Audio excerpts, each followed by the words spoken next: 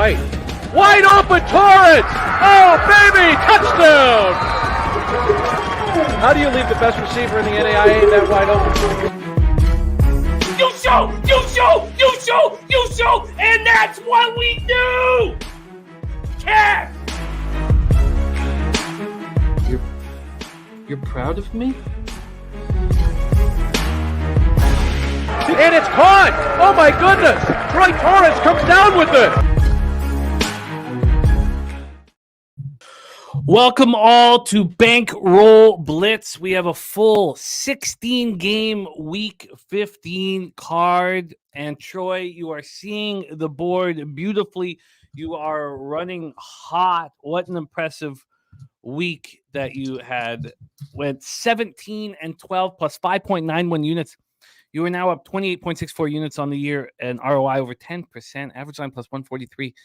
Excellent work, my friend. How are you doing? I am so ready to attack this card. I feel like there's so many spots I want to talk out. It helped me a lot last week, so I'm ready to dive in.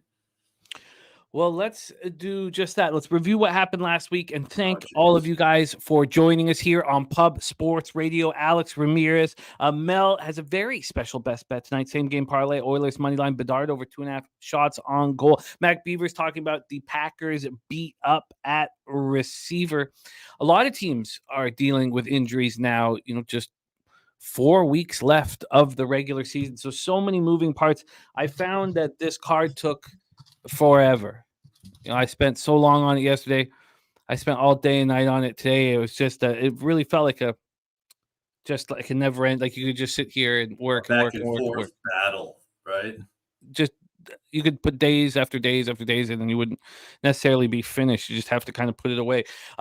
Jim W. Putt in the house. There is Chad Lehman says Bills my only early bet so far. I'm coming off a losing week, 5-7 down 2.91 units. It was very disturbing.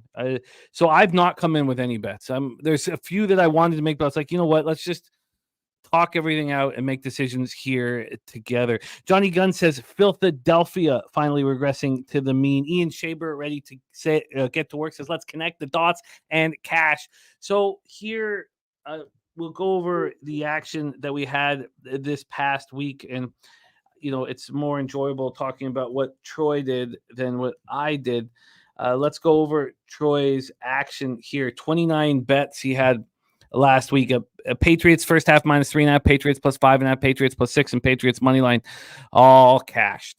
The SGP you had for that game, a little over 10-1, did not come through for you. And the Bengals versus Colts under 40, what was all my fault. Browns money line, Browns plus 3, and the Browns double. First half full game, Browns cash for you, as did the Bears plus 3.5. Falcons money line, Falcons minus 2.5 was a loss. Both of those were losses, but Drake London, you had him for 50 plus. I think he went for 174 yards, so you nailed that look there. Then Panthers plus 5.5 loss. This Frank Reich firing is blowing up in their face. Big time.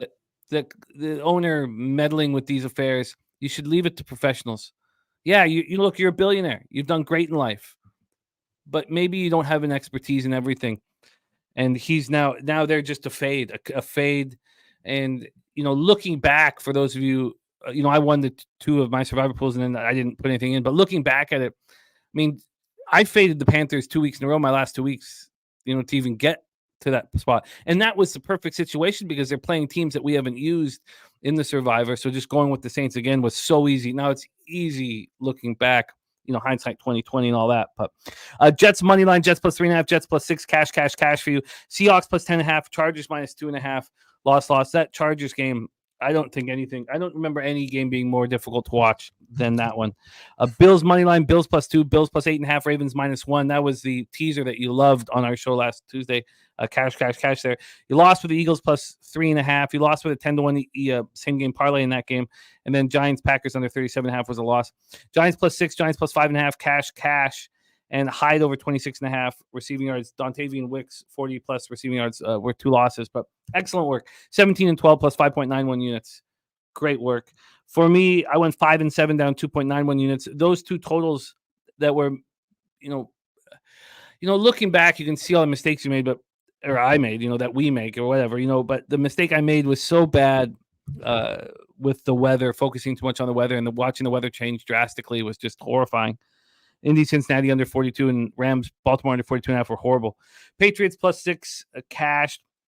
Bears +3.5 cash. Jets +6 cash. Those three teams all went outright.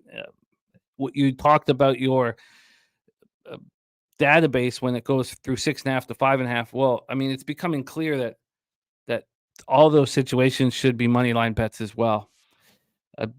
Carolina +5.5. I made the same mistake. Raiders +3 was a push. The under 40.5 in Minnesota Raiders was very easy. Seattle +10.5. I mean, Geno Smith hurting his groin midweek messed that all up, because I would have taken the Seahawks still with Drew Lock, but at a better price and cashed. Blew up my face. Chargers -2.5 was awful.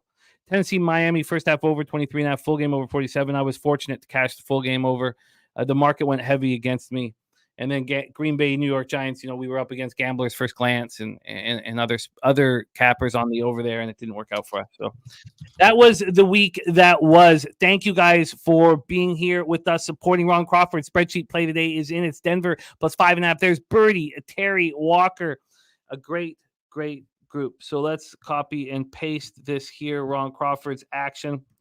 And it is on Denver +5.5. And we've come to the time of year where we're going to get Saturday football. So we'll have Saturday football, throughout the next few weeks. It's going to be a lot of fun. And I'm pumped up. So anything you want to say about the week that was before we move on to the week that will be? Yeah, I just want to talk about some what I'm noticing in totals. There's definitely an over adjustment in the market.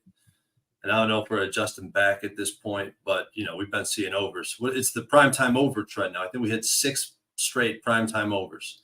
Mm-hmm. So I think we could kind of draw a line through that at this point. Let's get after it. I'll talk about it when the spots come up. Well, let me get the odds. If I had to restart my computer just before the show started, which was a pain, but we're in business. We are in business. All right, let's get to work. Here we start on Thursday, December 14th.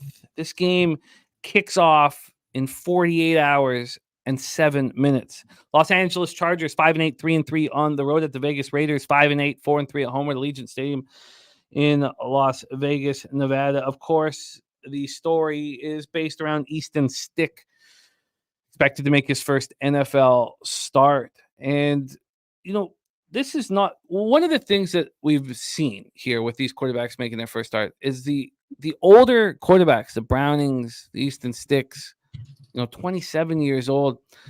I have a higher expectation than I do of the young kids and the late draft picks and the rookies that are coming in to start. I have higher expectations for them.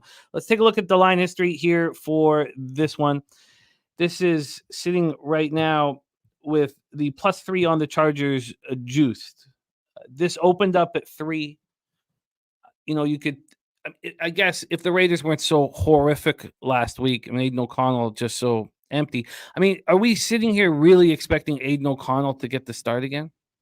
Because what's happened is the decision-making in that Vikings game probably cost Pierce the opportunity to be, I mean, you just put a line through him being a head coach next year for the Raiders right now. At least that's the sentiment going on. That might be considered a little too harsh. One coach switched quarterbacks and had the game-winning drive. The other coach, was a deer in the headlights doing nothing to change things. When this line came out,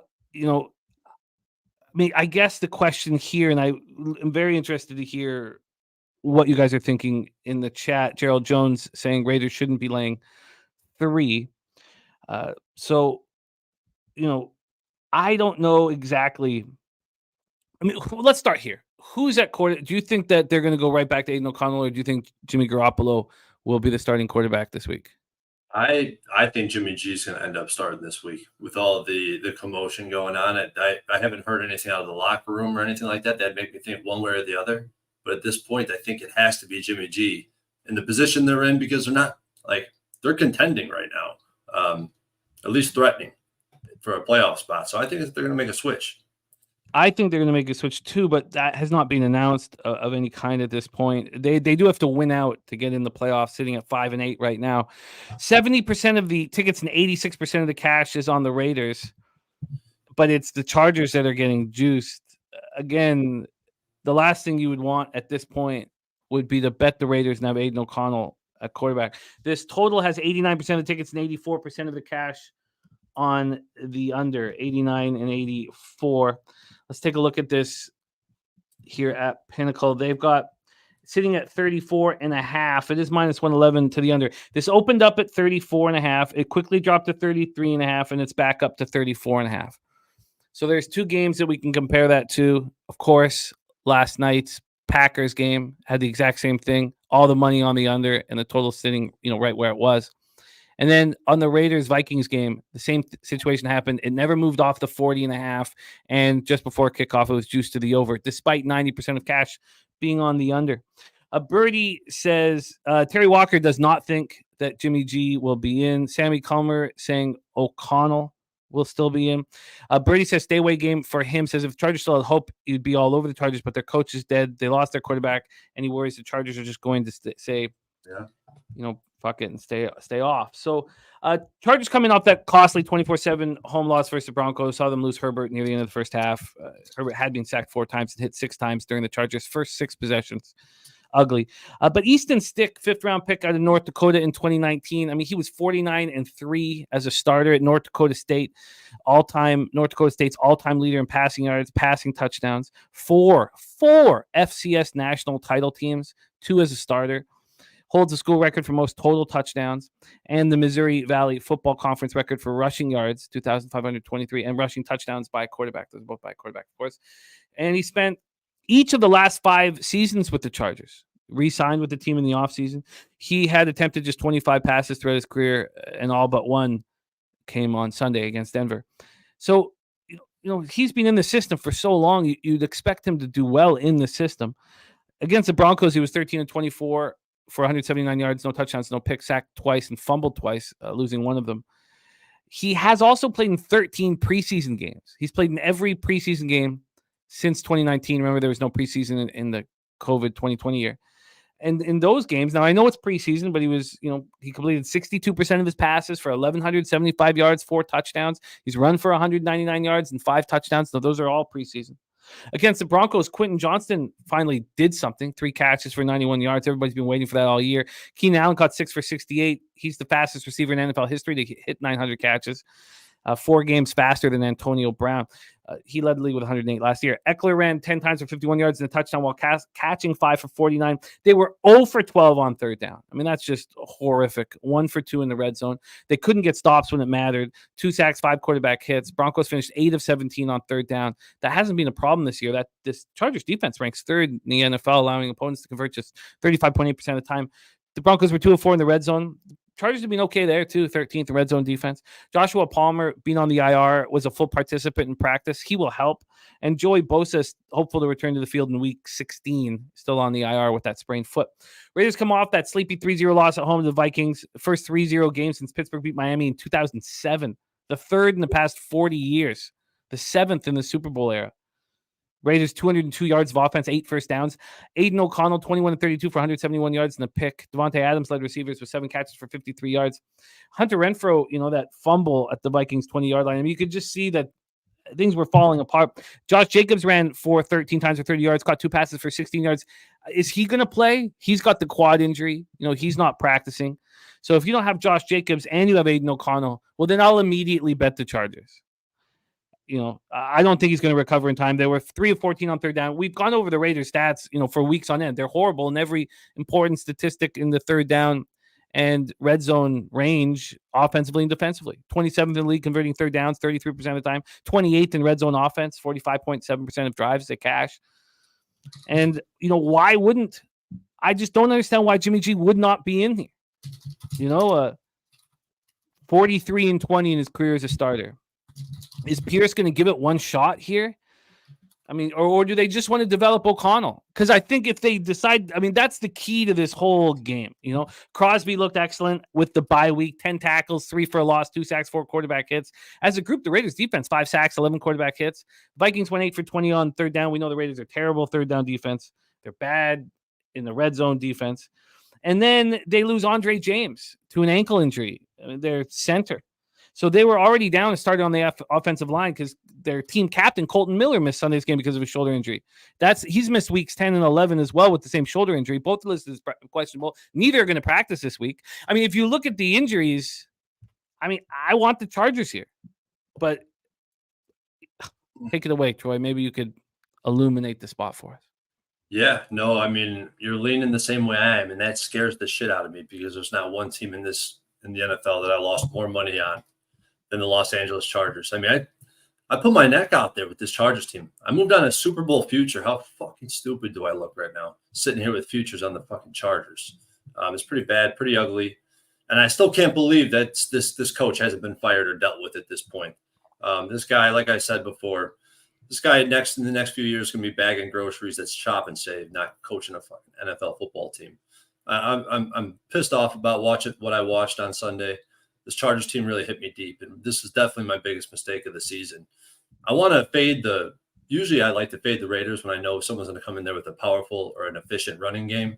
That's definitely not the Chargers. And I want to attack the Chargers versus elite passing attacks or good passing attacks, and that's not what you see on the other side either. Hopefully they would, if they're not going to go Jimmy G, it'd be a great opportunity to fade Aiden O'Connell.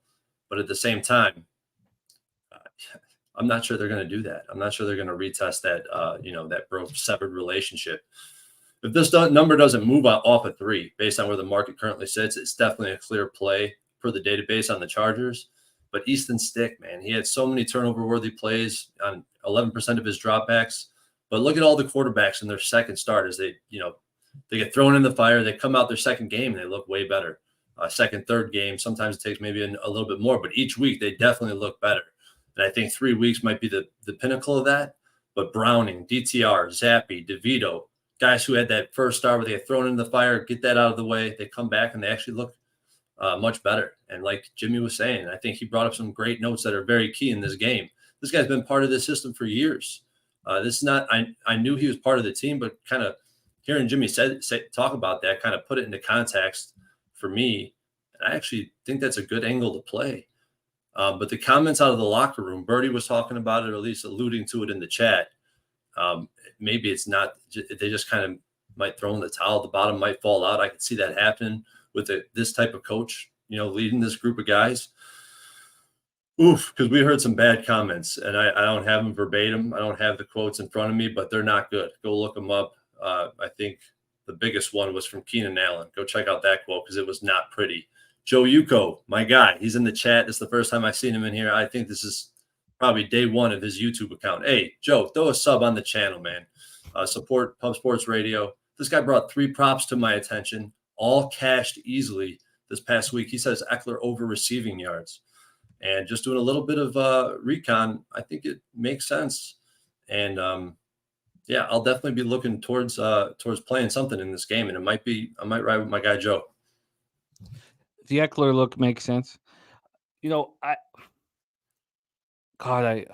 mean, how many beatings can we take with the Chargers this year? I mean, it's unbelievable. But if it's Aiden O'Connell, if it's the status quo for Vegas, then I'll fade them. But then I'd love to know before I'm going to expect Josh Jacobs not to play. And so then I'll need to know. So there's just so many moving parts here, 48 hours before. I'll say this, Jimmy, for me. Yeah. If this line stays at 3, it doesn't move off the 3, and Jimmy G is not the starting quarterback for the Raiders, I'll be on the Chargers right away. I'll be moving So will I. So we can just move past it with that clear. I'm going to do the exact same thing. All right. Let's roll on to Saturday action. We start at 1 p.m. Eastern with the Minnesota Vikings 7-6, 5-2 on the road at Cincinnati Bengals 7-6, 4-3 at home. We're at Paycor Stadium in Cincinnati, Ohio. 48 Fahrenheit, partly cloudy with 3 mile per hour winds. Let's take a look at the line history. We'll start with this total. It is dropping. This opened up at 39.5. It's now at 38.5. It is pretty heavily juiced to the over. It's 39. It's basically a 39. Again, we're using Pinnacle line moves. From a side situation here, Minnesota opened up as 4-point dogs. They've moved to 3.5-point dogs, and that is juiced as well. It looks like threes are on the horizon. The Cincinnati minus 3.5 right now is at plus 102. Get into the cash flow here for this one. Got Harold Williams leaning to the Vikes, Terry Walker leaning to the under. Let's see what we have here. We have 81% of the tickets, 72% of cash on that under, moving a little bit. 46% of the tickets and 83% of the cash on the Vikings. Look, I was happy to see what Nick Mullins did. You know, I always liked him as backup with the Niners. He's just a good guy, you know, and he waited for his opportunity. He never complained about anything. When Dobbs came in and took the spot that he thought was going to be his, he never whined, never complained, he kept working hard. And he's just a good guy. He's a good guy. So let's roll into this. Vikings coming off that sleepy 3-0 victory at Vegas. Greg Joseph kicked the winning 36-yard field goal, 157 left. We went over already, the last time. Well, this is a bit of a different one. The last game that ended scoreless was November 7th, 1943. We were a minute and 56 seconds away from that. Vikings offense did not look good, 230 total yards. And, you got Wes Phillips about to get busted for drinking and driving. He's under the suspicion of drinking and driving. And that was Friday night. So Friday night, he gets, popped. And so, that's a problem. They're all upset with him. And then obviously, on Sunday, we saw how bad the offense looked. Joshua Dobbs was 10-23. So he's about, he's gone at the end of the year. He's got 4 more weeks here. Dobbs was 10-23 for 63 yards. Mullins came in the fourth quarter and went 9-13 for 83 yards. He's got to start here. We're expecting Justin Jefferson to play. He missed 7 games with a hamstring injury, and then he left with the chest injury. He went to the hospital to be evaluated after the game. O'Connell says that there's a good chance that he will play against the Bengals. Jefferson had 2 catches, 27 yards before he bounced. Hawkinson caught 5 for 53. Madison ran 10 times for 66 yards before he left due to an ankle injury in the fourth quarter. He's listed as questionable. So it could be, Ty Chandler's real opportunity to put up big numbers. They finished 8 of 20 on third down, 0 of 1 in the red zone. You have to think that Mullins is going to be starting. And as you've said throughout this show, Brian Flores' defense continues to look better and better each week with a real weak group. He's just a great defensive coach. Held the Raiders to 202 yards and 8 first downs. Held the Raiders to 3 of 14 on third down. They're still just 23rd in third down defense. Opponents converting 40.2% of the time. The Raiders were 0 for 1 in the red zone. That's where they've shone. I mean, this defense is now 7th in the league in the red zone with a pretty weak secondary. It's very impressive. Pass rush was strong throughout. We talked about it a lot last week. And Marcus Davenport's eligible to come off the IR this week. I don't think he will, but he's eligible. The pass rush, though, 4 sacks and 5 quarterback hits. They lost Brian O'Neill to an ankle injury. He's listed as questionable right now. He's their right tackle. Jalen Naylor's in concussion protocol. Bengals and Jake Browning coming off a second consecutive impressive victory, 34-14 at home over the Colts. They outgained the Colts 385-272. Browning 18 for 24 for 275 yards, 2 touchdowns and a pick. And then Chase Brown is what an extra weapon all of a sudden for the Bengals. Chase Brown led receivers with 3 catches for 80 yards. He also carried the ball 8 times for 25 yards. T. Higgins got 2 for 72. And it's taking the pressure off of Joe Mixon. Joe Mixon's looked so much better as soon as Chase Brown came on the scene. Mixon ran 21 times for 79 yards and a touchdown. So let's just cut it down to the Browning starts. Over the last 3 games, the Bengals are 19th in the league on third down, converting 37.1% of opportunities. That's better than they were under Burrow.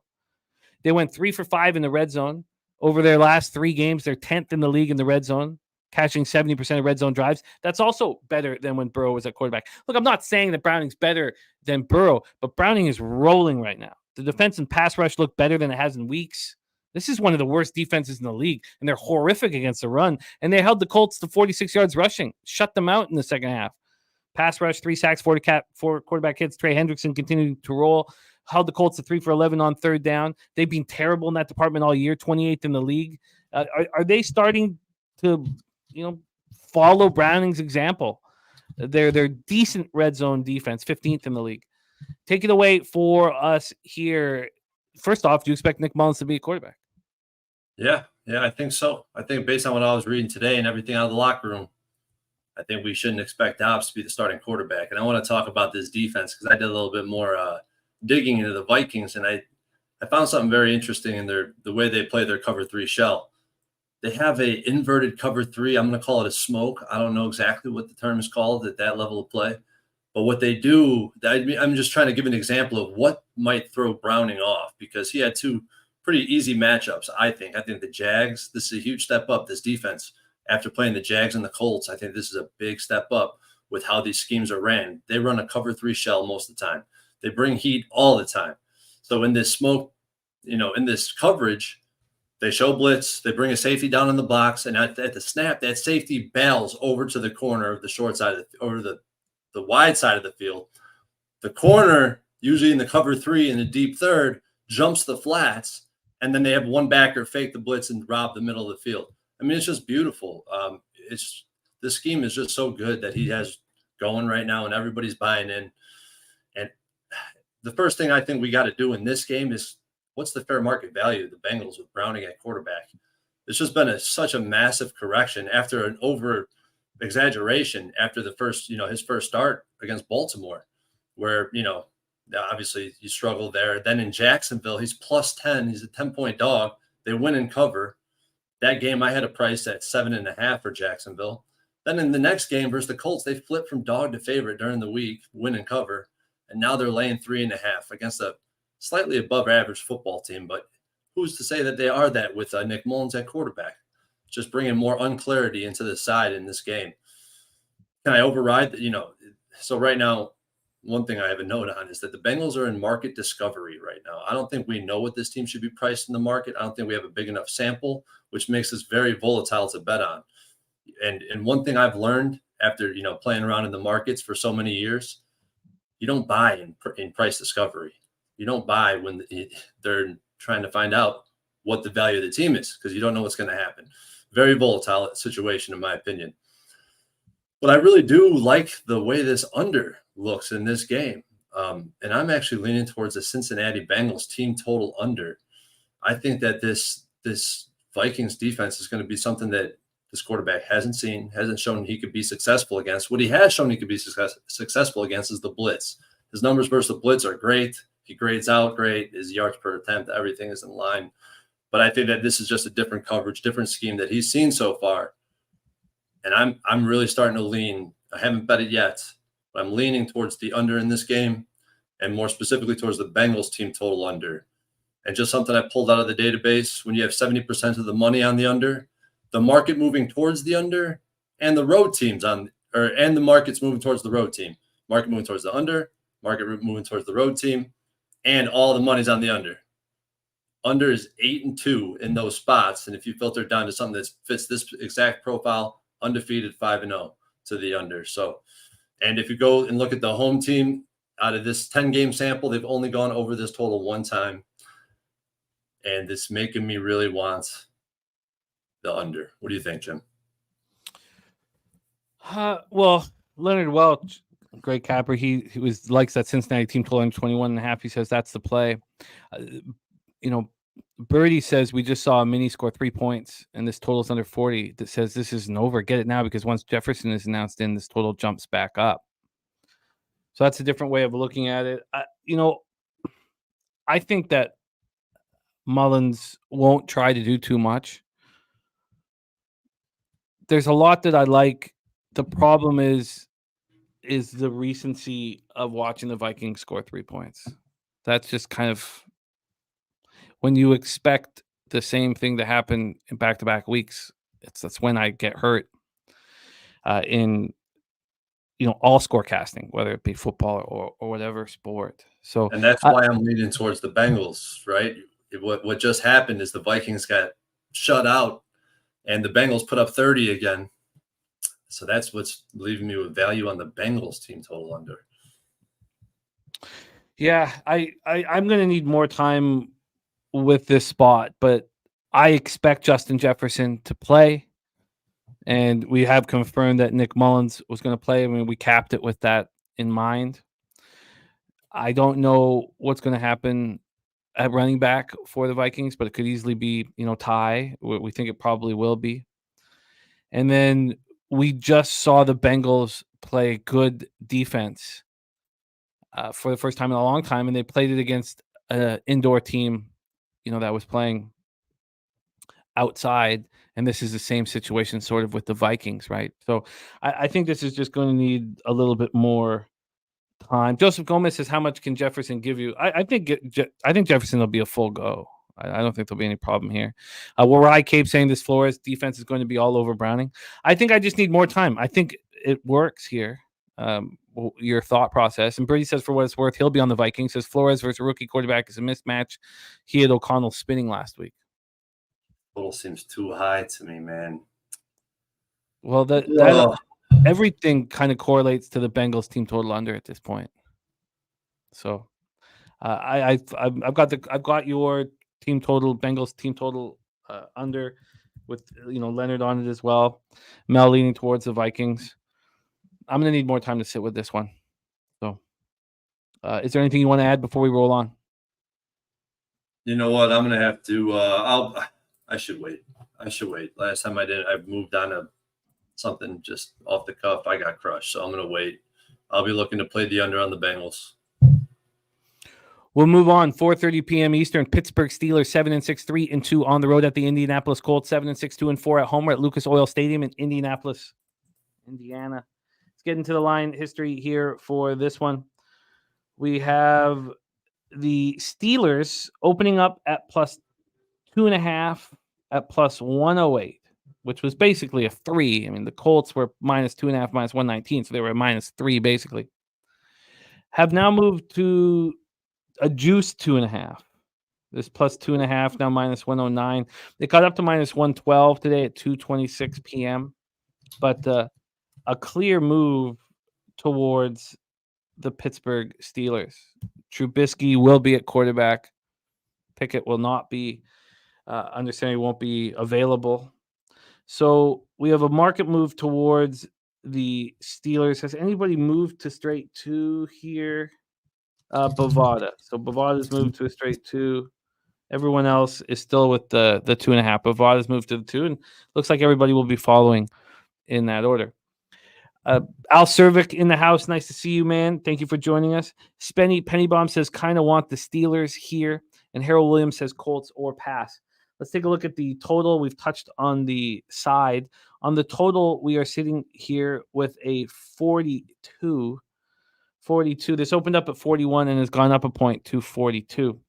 Cash-wise here in this one, we have 61% of the tickets, but just 42% of the cash on the Colts. So the sharper action is on the Steelers, and the line's moving towards the Steelers and Trubisky. From a total side of things, 43% of the tickets and 88% of cash is on the over. At this point, the market is moving in the direction where the bigger bets are coming in. So it's a pretty simple situation here from a market analysis standpoint. Steelers are on extra rest after the ugly 21-18 loss at home to the lowly Patriots on Thursday night. They're in bad shape. I mean, that's what happens when you lose back-to-back to 2-win teams this time of year. I mean, they lose 24-10 to the Cardinals and then lose 21-18 to the Patriots. Now, they play 3 of their last 4 games on the road against playoff contenders, so they're in big trouble. Trubisky, 22 of 35 for 190 yards, touchdown and a pick. He also ran 8 times for 30 yards and touchdown. Deontay Johnson led receivers with 3 catches, 57 yards. The running game struggled again, and we know why. When Kenny Pickett, when Canada got rid of Canada, Kenny Pickett started firing it nonstop. Now with Trubisky, you dare him to throw. You put everybody in the box to stop Najee and Jaylen Warren. Jaylen Warren and Najee Harris combined to run 19 times for 40 yards. They finished 3 of 14 on third down and 1 of 2 in the red zone. The Steelers defense, I've been saying this for weeks. 2 months I've been saying every show that the Steelers defense is not strong and their pass rush is pedestrian and mediocre despite the names on it. And 2 of those names right now, of course, the big ones, Highsmith and Watt, are in concussion protocol. Now, we expect them to be available just because of the extra days of rest, but that's a tricky thing unless you have sort of inside information that they're going to be available. This pass rush, 14th in the league, averaging 2.8 sacks per game. They finished this one with 2 sacks and just 2 quarterback hits. You see some teams with 2 sacks and they have 10 quarterback hits. I mean, they weren't getting to the quarterback. Patriots were 4 of 13 on third down. The Steelers are 20th in the league, allowing opponents to convert 39.3% of third downs. The Patriots went 2 for 2 in the red zone. That's where Pittsburgh's defense is better, 8th in the league on the season, the red zone, allowing opponents to score touchdowns, 48.7% of red zone drives. Over the last 3 games, though, they're 28th in the league in the red zone. This is a defense that's getting worse every week in front of our eyes, and I don't hear other people talking about it. Colts come in off having their 4-game winning streak snapped, an ugly 34-14 loss at Cincinnati. Gardner Minshew, 26-39 for 240 yards, touchdown pick. They got nothing out of their running game. You know, Jonathan Taylor out. Zach Moss looked bad, 28 yards on 13 carries, caught 4 for 28. Pittman continues to roll, 8 catches for 95 yards. But, 4 second-half possessions, 2 punts, an interception, and a failed 4th down. And they're bad on third down. They went 3 for 11 on third down. That's just the norm for them. They're 24th in the league on third down. 1 of 3 in the red zone. This is such an average football team. I don't see a route where they make the playoffs. They're 18th in the league, converting 53.5% of red zone opportunities. Their pass rush, non-existent. No sacks, 3 quarterback hits. They held the Bengals to 3 of 11 on third down. That's their best angle. They're 13th there. 17th in the red zone defensively. Look, Ronnie Harrison did return an interception for a touchdown, but that was the lone bright spot.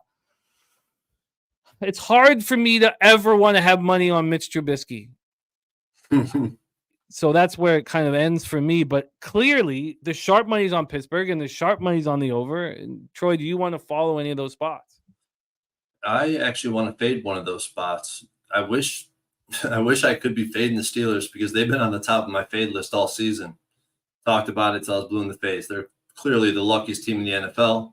I think they passed the torch on to the Broncos, in my opinion. But this is their type of spot, right? Tomlin, Steelers as a dog. And don't underestimate the power of the matrix. Some people discount just random type of trends that are just ridiculous. You're like, how does that even apply? Well, I'll tell you what, the matrix just don't make freaking sense most of the time. So just keep that in mind. And I'm sitting there with you, Jimmy. I just can't get behind Trubisky. This guy grades out terribly in all facets of the game, especially throwing the intermediate to deep ball. He's just as bad in a clean pocket than when he's pressured, which just means he's just, in my opinion, that just means he's not competent at all in the pocket. And he has a bad offensive line protecting him. The Steelers defense, you talked about it. They're in shambles, underperforming, injuries, terrible spot due to a bad offense. Yeah, they're just always behind the 8 ball because their offense has been so lackluster. If this line doesn't move towards the Colts -3, if this line don't land on Colts -3, I'd be on the Pittsburgh Steelers probably every single time. Bigger bets, all the money, the public's on the Colts. It's just very tough. But one thing I did like in this game, and I've talked about this, and I've called it the sharp trap. And I don't know if that's exactly what it is. That's just what I'm deeming it. Just like I deemed on my Twitter, the over when the line moves from 6, under the 6, through the 5.5, 4.5, 3.5, and down. That's the cash cow spot. But this is the sharp trap. Totals that close between 40 and 42 when sharps are on the over and the market moves towards the over. 11-0 to the under. Between 40 and 44 with the sharps on the over and the market moves to the over. 16-4 to the under. I had to move on this. I've hit it multiple times before. Actually, the Colts are on my sample here versus the Titans. Same exact market. Total actually closed, went up from 41 to 43.5. We went under the total. And the Steelers were on here too. Last game, Cardinals Steelers, total ticked up from 39.5 to 41. Well, we had 34 points, went under. I'm on the under, man. The Steelers trended the under on the road heavy.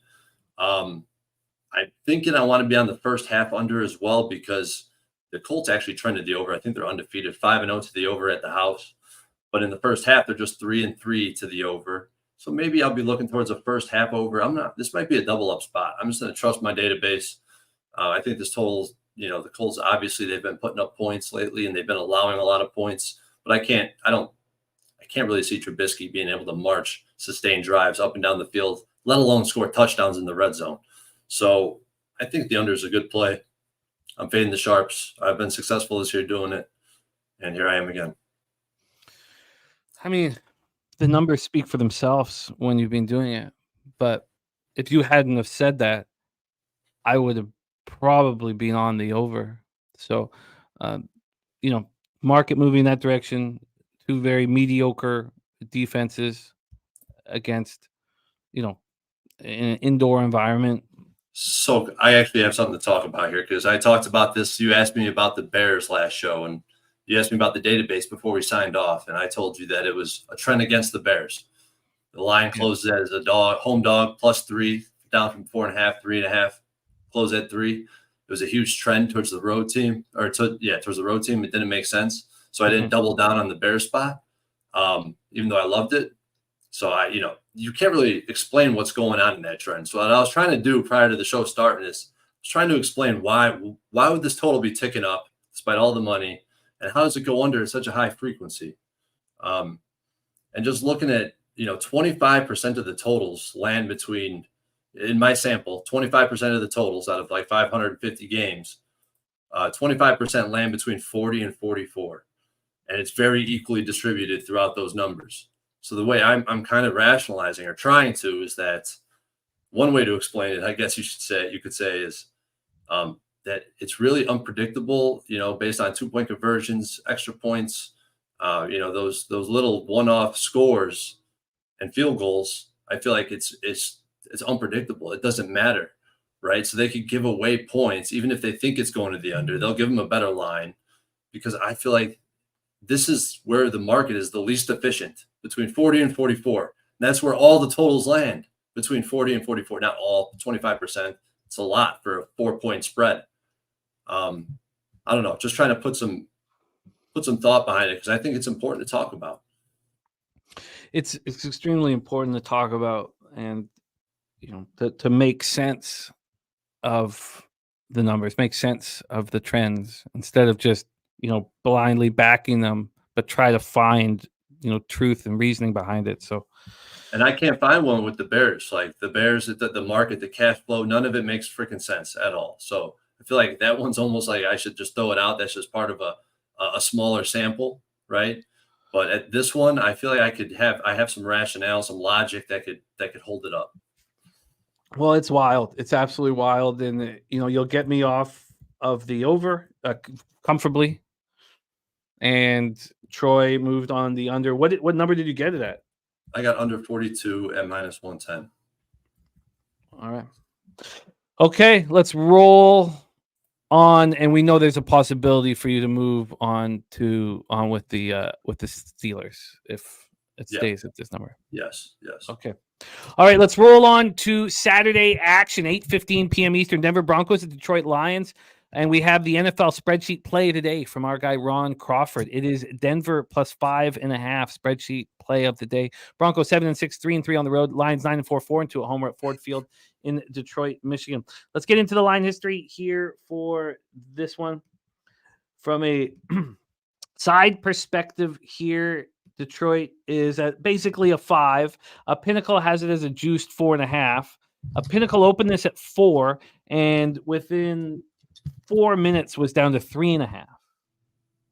And that's when the Detroit backers came calling. Move this to 3. So when it moved to 3.5, moved up to 4. Now we see 4.5 and 5. A big move towards Detroit here. From a total scenario, we are sitting here with a 48. This opened up at 46.5. We've climbed. The last full point move was at 4:40 p.m. today over at Pinnacle.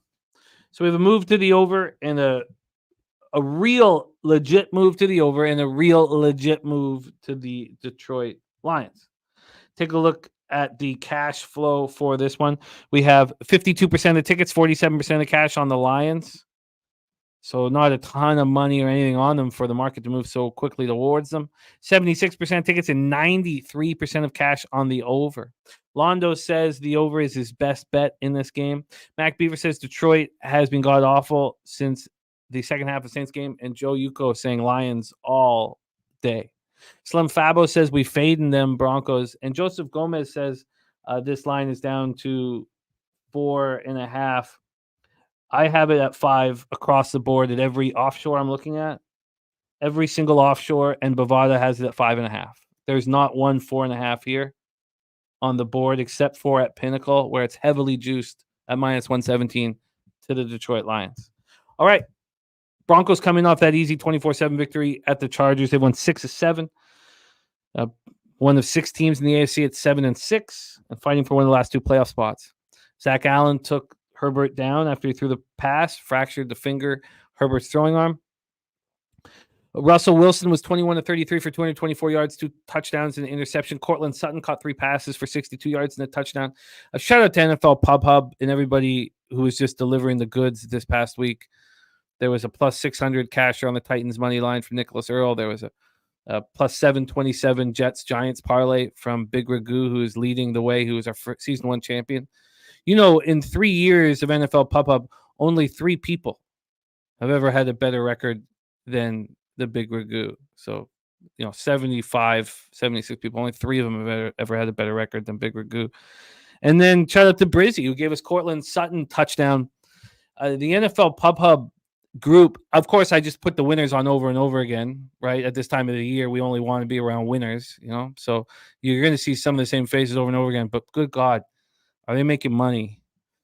Javonte Williams ran 17 times for 66 yards and a touchdown, caught 3 for 25 yards. They went 8 of 17 on third down. They're 21st in the league third down offense, converting 37% of third downs, 2 of 4 in the red zone. They're just 26th in the league scoring touchdowns, 49% of their red zone drives. This Vance Joseph defense looks better, week after week. The pass rush. I mean, remember when Randy Gregory got the boot and this pass rush is doing nothing? This pass rush is alive and well. 6 sacks, 9 quarterback hits. Held the Chargers to 0 for 12 on third down. They're now 2nd in the league in third down defense. 2nd in the league. Remember when the Dolphins put 70 on them? They're 2nd in the league now, third down defense. The Broncos are 12th in the league in red zone defense. I mean, this is just, they're rolling. But Nick Benito, 2nd-year rush linebacker, team leader in sacks with 7. He left with a knee injury. He left the game with a knee brace on. They also lost right guard Quinn Miners in the first half. So he's, they said he was out with an illness, but it's an irregular heartbeat. So he was taken to the hospital as a precaution. When Miners left, 2nd-year offensive lineman Luke Wattenberg stepped in, and he was fine. Lions coming off an extremely ugly 28-13 loss at Chicago, held to just 267 yards, 13 first downs. Old toddler hands.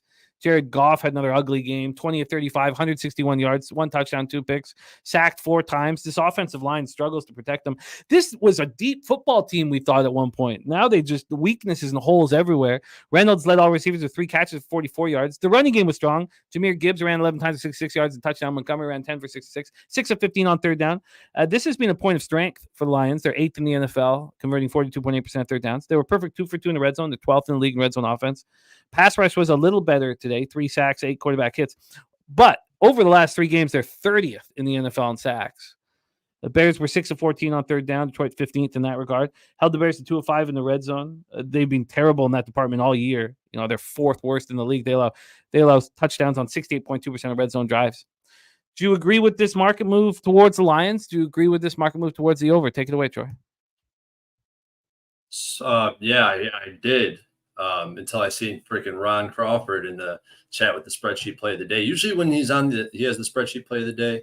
Here goes my dog strolling into my room. Somehow he opens my door. But yeah, so usually he's on the other side of my Browns action. Not good to see him on the Broncos, although I could see why any type of model would suggest the Broncos as a play in this game. But rewind 5 weeks to week 10. I told you guys after they beat the Bills, the Broncos, I had this spot circled on my freaking calendar. I was waiting for it. I was getting ready to bet it. As soon as the line dropped, I took the 3.5. I bet it again and again in multiple different ways. I'm going to get into exactly why I did that. I think that this is a team that we want to fade. I think they won 6 of their last 7. They could easily be 5-8, even 4-9. I can make a case for it, a reasonable case for it. And they're just running remarkably hot, in my opinion. And they're still catching 5 points on the road, despite how hot they are and how public they are. They're still catching 5 points on the road, and the market's quickly moving the other way. And why did I circle this game on the calendar? I mean, the Broncos, they can't compete with teams who commit to the run. The Bills, the Vikings, the Browns, the Texans, the Chargers, none of these teams committed to running the ball. And they all had success, massive success on the ground, but they didn't commit to it. I trust Campbell to recognize the advantage. I trust him to run the ball 30 times. He has 2 backs that should do a lot of damage to this defensive front. And the only thing that's been working for the Lions is the ground game. Even last week versus the Bears, I think both running backs averaged over 6 yards per carry, but they didn't stick to it. They fell behind. They got away from their scheme. I think going back home, they know what their strong suit is. They know, where to take advantage of this Broncos team. I hope, it's hard to say. If I knew Dan Campbell's going to come out here and run the ball 30 to 40 times, I'd sell out of all my freaking positions in the stock and crypto markets, put it on the damn Lions to win this game. Broncos. I mean, do I have to touch base on this again? 32nd in the league in yards per carry, 32nd in tackling. They've allowed 4.5 yards per carry to 9 of the first 11 teams they played. Then they played the Texans and the Chargers, who are bottom 5 rushing attacks in every statistical category. And Eckler still went over 5 yards per carry. And do I trust this Lions defense? No, I don't trust this Lions defense. I've been talking about fading the defense for quite a while now.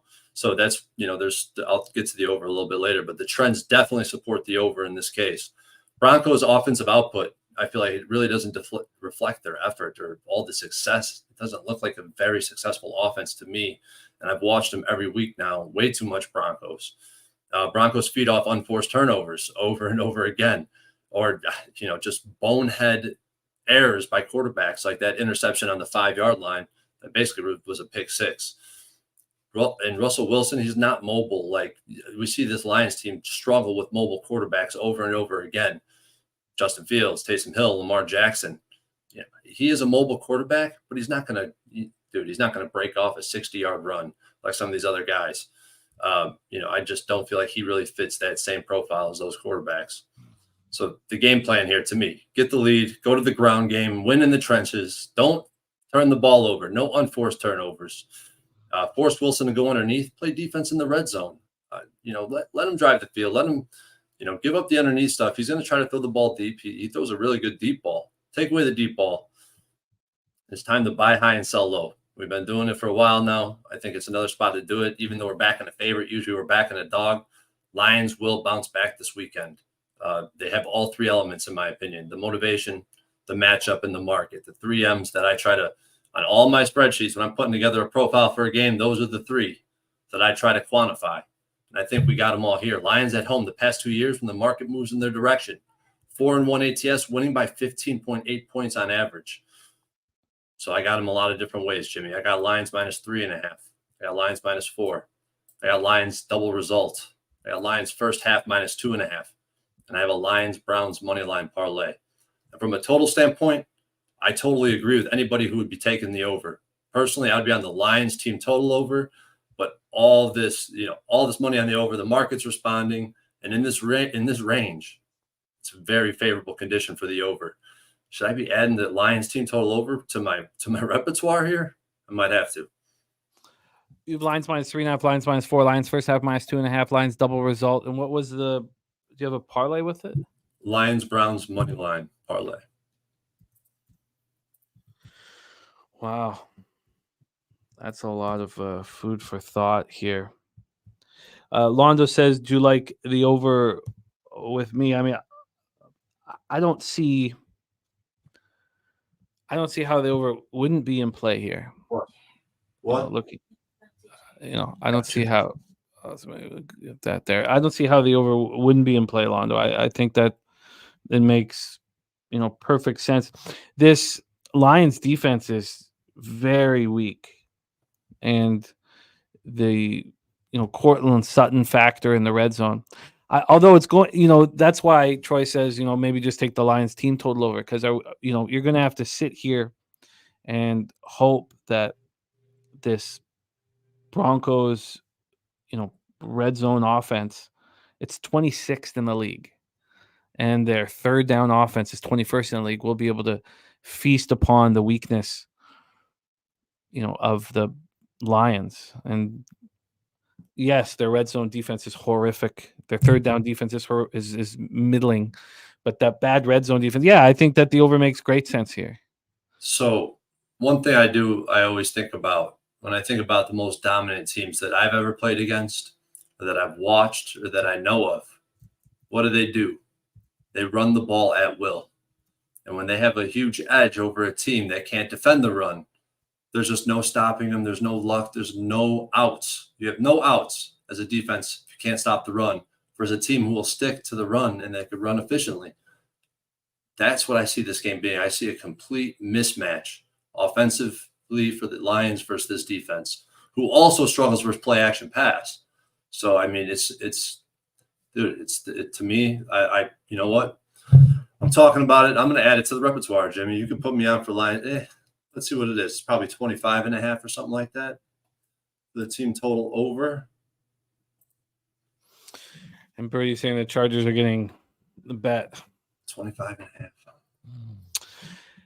Alistair says Broncos run and ball control. Charlie Chip says Broncos do defend the run. No, they don't. Spenny says could only lean Denver here. Not sure if they get there right now, but lean that way. All right, a lot of food for thought here. Let's move on. I do like the over that you're on, Londo. Joe Yuko says Lions score 31. So the Lions team total over and just the full game over, I think, are most appealing to me. I also don't anything in this game the Lions are going to be able to do defensively is stop the run, and that's you've seen a massive spike since week 5 and actually probably even week 8, 9, a massive spike in the rush play percentage from the Broncos. You could even look at it over the last 3 games. There's a huge spike, and I mean that's where they're strong. That's the only place they're strong. All right, let's roll on. But Troy making a huge statement here for Saturday night. Detroit Lions action. Going to be a wild Saturday night in the Torrance household. Let's move on to Sunday action here. 1 p.m. Eastern. Chicago Bears 5-8, 2-5 on the road. Cleveland Browns 8-5, 6-1 at home. We're at Cleveland Browns Stadium in Cleveland, Ohio. 46 Fahrenheit, partly cloudy, 12 miles per hour. We've already heard that one of the bets from Troy is the Lions Browns moneyline parlay. And we move to Sunday action. So let's roll here. We have on a total standpoint, we're sitting here with a 38. This opened up at 38. It dropped down to 37 for a while. And it's right back at 38. It is juiced to the under. So there has been a 7-cent move towards the under. Let's get in on the line history here from a side perspective. We have Cleveland at very juiced 3 right now. They opened up at a pick'em at 3, and within 4 minutes, there had been a 9-cent move at Pinnacle towards the Cleveland Browns, and it's not come back. It's just gone. Minus 115 to minus 117. Actually, maybe there was a minus 117 to minus 114, but then minus 118, minus 120, minus 126. Okay, so there was a little bit of buyback today. But it's a very juiced 3 right now for the Cleveland Browns. Take a look at the cash flow here for this one. From a cash flow perspective, we have 55% of the tickets and 70% of the cash on the Chicago Bears, and yet we have a market move towards the Browns. 94% of tickets and 99% of cash on the under, and yet it's come back up a point. This is pretty wild. We've seen this happen in the market. Let's go. 46 Fahrenheit, partly cloudy, 12 miles per hour. Bears coming off their first back-to-back victory since 2021, beating the Lions 28-13 at home. They've now won 3 of 4. Justin Fields, 19 of 33 for 223 yards, 1 touchdown, no interceptions. He also ran 12 times for 58 yards and a touchdown. DJ Moore led receivers with 6 catches for 68 yards, touchdown, ran 3 times for 20 yards, touchdowns. I like that they're opening up DJ Moore in sort of that Deebo Samuel type role that the Niners use so well. Cole Kmet, 5 catches for 66 yards. They were 6 of 14 on third down. And all year they've been good on third down. Even when they were struggling earlier in the year, they're still cashing third downs. They're 7th in the league, converting 43.3% of third downs. Just 2 of 5 in the red zone. They're 16th in the league in scoring touchdowns, 55.6% of red zone drives. The pass rush continues to look stronger week after week. Finished with 4 sacks, 9 quarterback hits. Montez Sweat had his career-high 10th sack. Jaquan Brisker made 17 tackles. This young secondary is going to be really good at some point. Not quite yet, but at some point. They're still 31st on the season, averaging 1.6 sacks a game. But over the last 3, they're tied for 14th, averaging 2.7 sacks per game. So let's not get too ahead of ourselves with the pass rush. But it's now become a mediocre pass rush. It was the worst pass rush in the league. They held the Lions to 6 of 15 on third down. They're 12th in the league, allowing opponents to convert 45.5% of third down opportunities. So the Bears defense is improving by leaps and bounds in any category. One spot they're not, though, is the red zone defense. The Bears' red zone defense continues to be a problem. Lions, even in that loss, went 2 for 2 in the red zone. The Bears remain last in the league in red zone defense, allowing opponents to score touchdowns on 75% of opponent red zone drives, and that's not changing. That has not changed with the pass rush improving, with the secondary getting healthy. It's still terrible. Browns come in off an impressive 31-27 victory at home over the Jaguars. They outgained the Jaguars. Slow-mo Joe looked very good, 26 of 45 for 311 yards, 3 touchdowns and a pick. He did lose a fumble. He's 10-2 as a starter in Cleveland. This is a quarterback taking advantage of the moment, understanding that this is fleeting, that this is his last chance. Now they'll definitely welcome him back to be a backup next year if they think that works, because they obviously want to get DTR going. But this is, we see this in sports. This is a 38-year-old who knows this is my last chance. I'm gonna have fun. I'm gonna go out there and get it, and he's doing it, and he's giving them hope. He's thrown for 565 yards and 5 touchdowns in 2 starts. Njoku, 6 receptions for 91 yards, 2 touchdowns. Cooper, 7 for 77. He did lose a fumble. Jerome Ford ran 12 for 51. This offense somehow managed to score 31 points despite struggling on third down, and they only made 1 foray into the red zone. They were 4 of 18 on third down. They've been terrible on third down all year. 30th in the league, converting just 31.5% third downs. 1-1 in the red zone. They're 16th in the league in scoring touchdowns, 55.6% of red zone drives. The pass rush, 4 sacks, 12 quarterback hits. Emerson Jr. had 2 picks. Newsome had 1 as well. Jags were 7 of 17 on third down. This is the best third down defense in the league. They hold opponents to this 29% conversion rate. And then at home, they hold the opposition to just a 23.4% conversion rate. We've talked about all year how this team plays so much better at home. This defense is the same way. The Jags were 4-4 in the red zone. That's been a struggle for the defense all year. They allow opponents to score touchdowns on 67.7% of red zone drives. And then Ethan Pochich has the next stinger. He didn't return. Nick Harris filled in. Defensive tackle Jordan Elliott is in concussion protocol. Grant Delpit has a groin injury. And then Juan Thornhill was a game-time scratch because of calf injury. So then they had Ronnie Hickman, an undrafted rookie, starting at safety. So there are problems, and you can see why the red zone gets affected. Take it away for us here, Troy. Bears, Browns. This was a pretty easy one for me to bet. I mean, I know everyone thinks I'm just backing the Browns blindly at this point, which is semi-true. Because like I said, I like to back a team that I see undervalued in the market consistently and just buy them every week, especially when they don't have the ATS record I think they should have. I think they have some room for the upside. But this is the first time I've seen the chat on the Browns. It's actually bringing a smile to my face. Usually I'm an island boy with these kids, with these guys. But yeah, so yeah, I mean, this Bears team's coming off 2 straight divisional wins. I backed them in both games. The last 4 games, the Panthers, the Lions, the Vikings, Lions, there's 3 divisional teams. They've won 3 of the last 4, and the Panthers, I mean, this is, to me, that just shows me that they haven't shown the ability to do it on the road in a place that's unfamiliar to them, especially as unfamiliar and as difficult it is to play in Cleveland. And don't get me wrong, man, this team showed out. I watched the whole game. I know my boy Joe Yuko is probably backing the Bears in this spot, but there was a huge mismatch problem with the Lions team, obviously. The mobile quarterback, Justin Fields, always runs wild versus team. And they have a good run defense, which is good. You need that if you want to have success versus the Lions. They just haven't seen the situation they're headed into this weekend. Browns defense, this is the best defense they've seen by far. The only top defense they played was the Vikings 2 times. They put up 10 points and 12 points versus the Vikings. I guess if you want to throw the Chiefs in there, I don't think they're top 10, but they scored 10 on the Chiefs. This is a hostile environment, on the road, out of division. Browns have everything to play for. Very good against mobile quarterbacks, top 7 in rush yards. And that's with Lamar Jackson in their conference. We know Fields is susceptible to turnovers. We see him lack of ball security every time he drops back. All Bears fans are taking a huge when he's scrambling around because he's running loose with the ball. He fumbles the ball all the fucking time. I expect fumbles in this game. Flacco proven, too, that he can still win in this league. Just everything to me is lining up. It's a perfect time to fade the Bears and sell high. They are moving in the right direction, but it's a bad spot. 100%. Dan Kelly put it in the chat. It's a terrible spot for this young team. And it's crazy to me that Jalen Johnson is the #1 corner per PFF, and he's been great. He's always seems to put himself in a great position, no matter what coverage he's in. I trust Flacco, especially under Van Pelt. I think this is just a perfect combination with what scheme he wants to run. I think it matches Flacco's abilities very well. Still extremely concerned about the Browns defense, especially in the red zone, but their ability to make big plays makes up for it. Does more than make up for it, in my opinion. And I think that the final score was a bit misleading this past weekend. As long as we see this line close at 3.5, we're straight.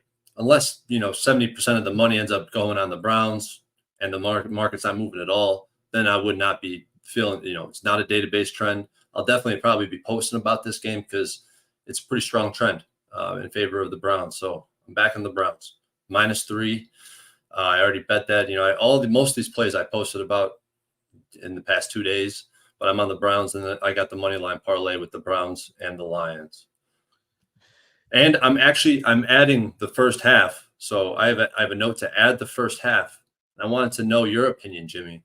So the options really are, you could take the Browns -2.5 at a -110, -1.5 at a -120, or you could take the first half winner 3 ways. So they have to be up by at least 1 at the end of half, and that's -125. Because I feel like this could easily be a 7-6, something like that, a 7-6 score where they win by 1. So should I lay the juice and take the money line? First half winner, 3-way?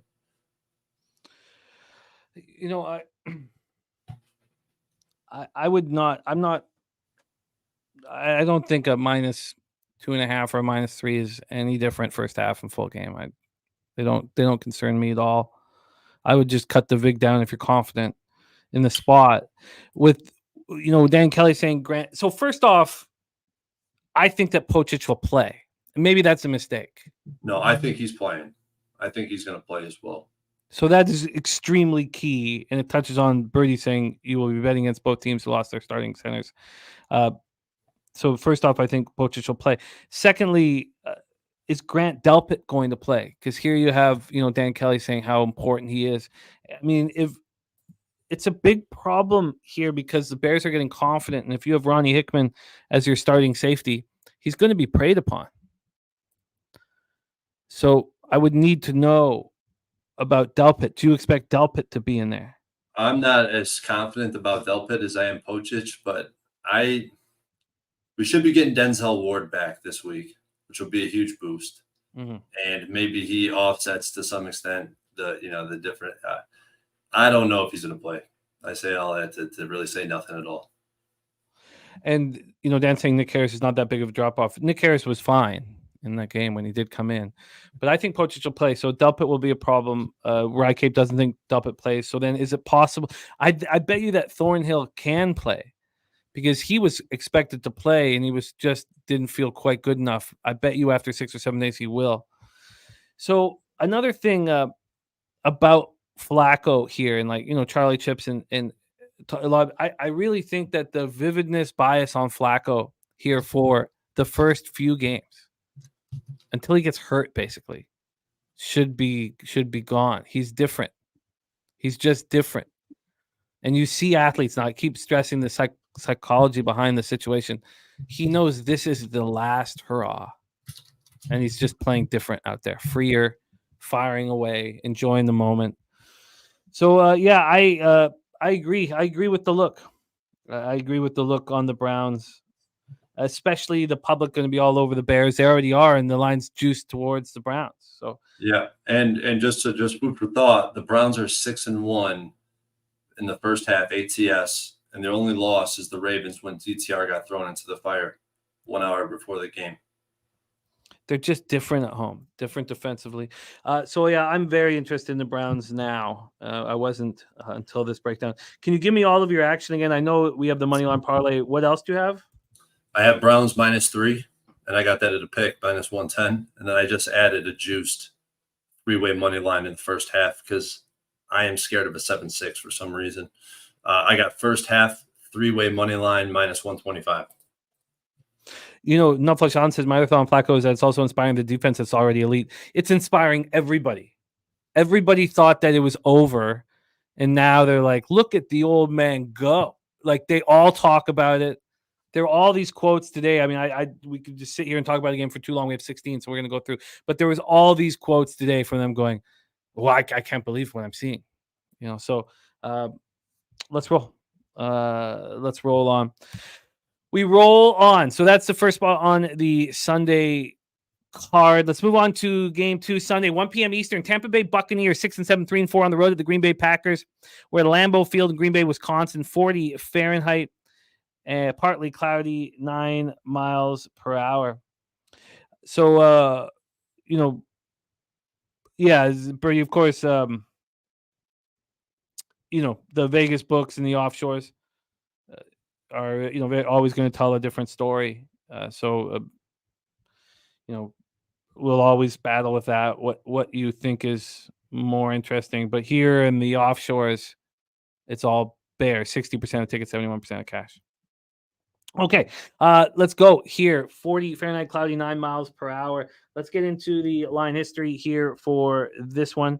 We have the Packers sitting here at just like the Browns, the -3, and it's juiced. The difference is that it opened at 3.5, and that's a huge difference. So it's got opened at 3.5. It's come to 3. There's been a move towards the Tampa Bay Buccaneers, and then from a total side of things here, we have this sitting at 42. At 42 and open 42 -106 as a pick 'em basically, and there's been about a 4-cent move to the over. We go over to the cash flow for this spot. Sorry, get this up here.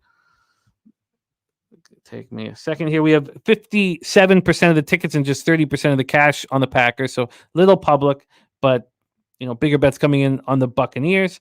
And then you have 60% of tickets and 83% cash on the under. We've seen a small move towards the over. Bucks coming off that big 29-25 road win at the Falcons. They were outgained 434 to 290. Baker Mayfield, when you watch the game and it was Ritter and Baker Mayfield, Ritter is more talented, I think, at this point than Mayfield. But Mayfield looked like a veteran and Ritter looked like a rookie. And that was the big difference in why the Bucks were able to still win, despite being outgained by 144 yards. Mayfield 14-29, 144 yards. That's it. But he threw the TD pass to Cade Otton to win the game. That's against, arguably the best red zone defense in the NFL. Now it changes with, Jared out of the lineup. But Chris Godwin had 5 catches for 53 yards. Evans 1 catch for 8 yards, but he was targeted 6 times.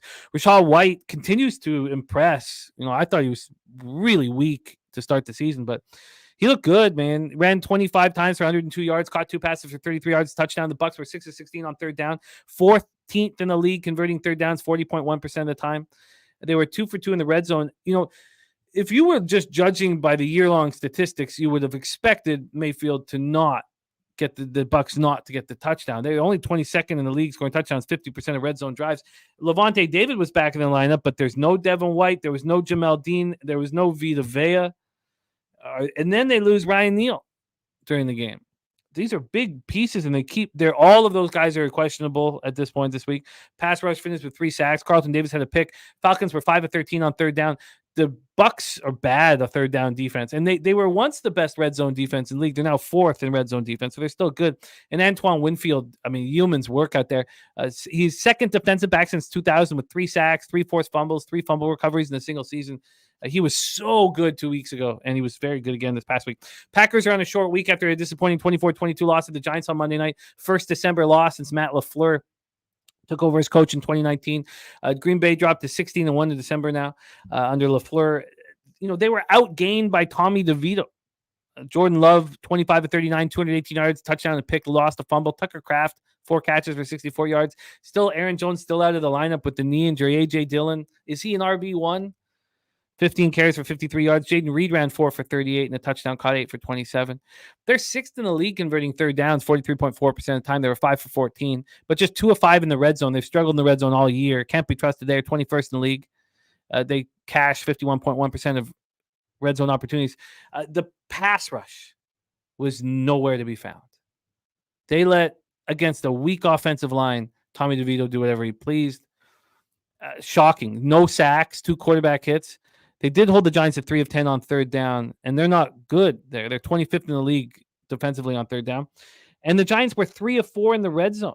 And that's a horrific Giants red zone offense against a strong Green Bay red zone defense. So was that just a horrible, horrible game? And do they bounce back despite the short rest? Take it away for us here, Troy. Bucks, Packers. Yeah, I go back and forth on this game. This is one of those ones I sat with probably way too long, and I feel like I can build a good argument for both sides. But I don't think my sentiment has changed on this Bucks team at all. I'll be looking to fade them. I personally think the Packers are a far superior team. This market is not suggesting that that's true. PFF has Tampa Bay 28th overall, and if you look around, who's ahead of them, who's behind them, they're not far cry. I feel like from bottom, 15, 20% of the NFL. I really feel like that's true. Baker Mayfield, his numbers, I mean, he does look like a vet. You're right. He knows, he conducts himself in that manner, but his numbers fell off a cliff. And I feel like he's maybe not healthy completely, but I feel like once they put him on film, they're prepared. They know that the play action's coming. They know he's most successful off play action. They know they need to eliminate deep threats, but I don't think they're doing that very well. He's got the second highest ADOT of any consistent starter, but 32nd in yards per attempt. So he's not completing at a high rate, but he's definitely slinging that ball downfield and creating variance in the game and making big plays, which is good. In my opinion, you got to take those shots. You beat up on a defense that's not good in general, and it's to me, it's a sell high moment. This team came off 2 covers and wins where I feel like they could easily have lost both those games. Definitely covering is questionable at best. But if this closes at 3, Green Bay's fucked, in my opinion. I really believe in the market in this range with the sharp action on it. I feel like this is just I don't feel like it. The database is telling me this is a clear buck spot if this is going to close at 3. But God damn it, it's hard to back Tampa Bay with my personal sentiment towards this team. But I could totally see the Packers being overvalued in the market still going back home. I mean, that's what's happening. And I also imagine part of this market move is the idea that some of these stars of the Tampa Bay defense in Vea, Jamel Dean, and Devin White will be back. I mean, that I think people have some inside info that they're going to be stronger. I don't want to fade the Packers off of that horrible loss. That's the problem. I'm not going to get in the way of the market move. So then, Tommy DeVito's credit, Jimmy, to your point, though, that they couldn't get to Tommy, but he was quick to tuck it and take off, and they did not do a good job spying him at all after he got out of the pocket. But you could tell, I mean, he wasn't even thinking about trying to stick in the pocket and make a throw downfield at all. He made a few throws downfield in a clean pocket, but most of the time that pocket wasn't clean. He just took off, and the Packers just did nothing to stop it, to plug to spy the QB outside of the pocket.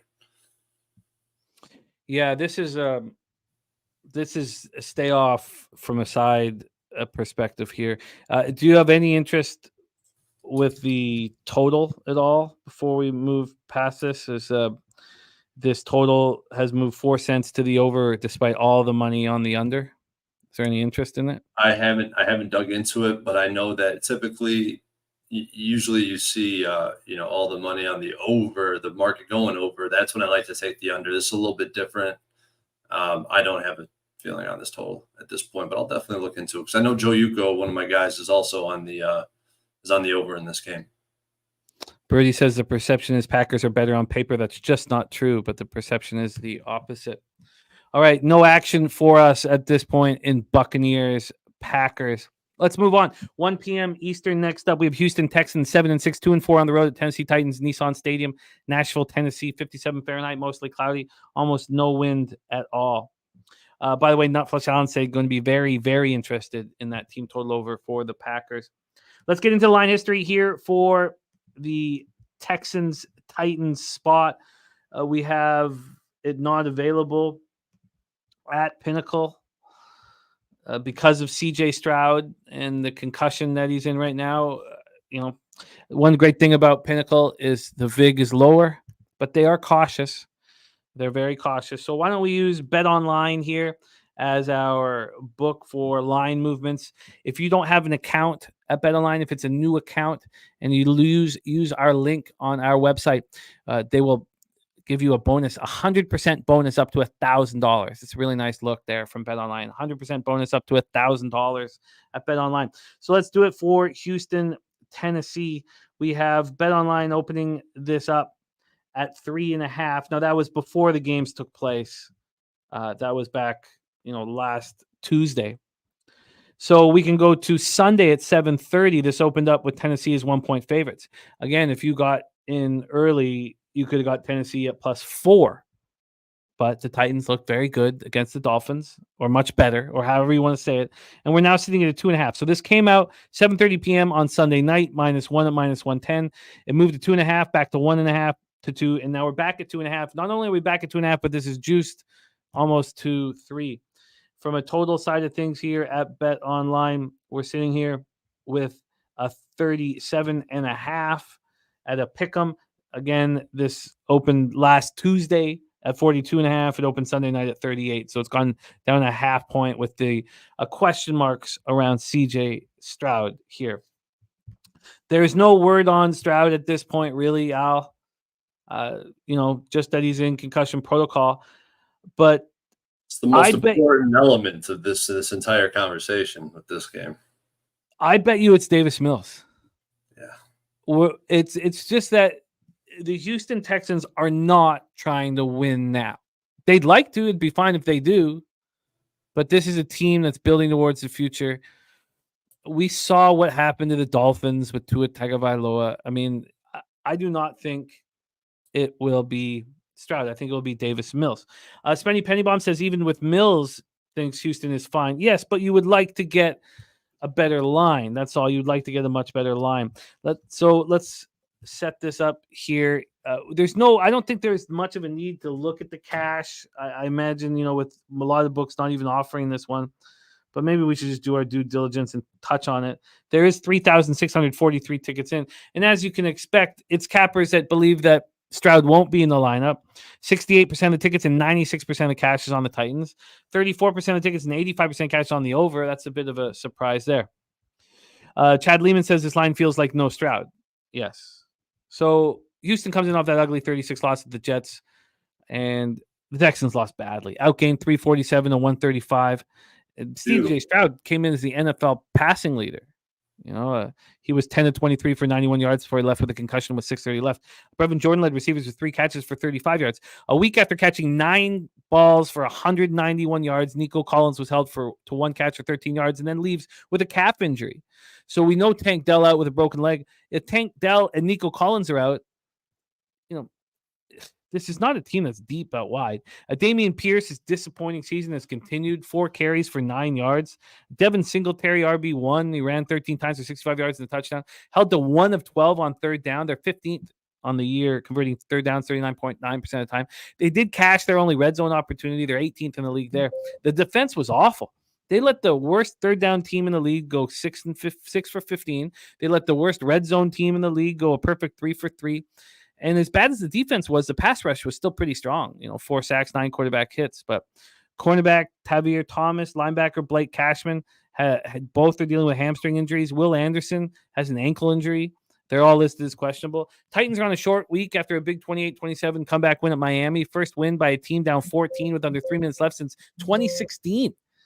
The Titans put up 403 yards of offense. Will Levis, 23 of 38, 327 yards, touchdown pick. Also lost a fumble. Hopkins was amazing. 7 catches for 124 yards, touchdown. Tyjae Spears ran 7 times for 29 yards, but out of the backfield, he's a menace, man. Caught 6 passes out of the backfield for 89 yards. Derrick Henry ran 17 times for 34 yards, 2 touchdowns. He didn't look very good. Caught a pass for 17 yards.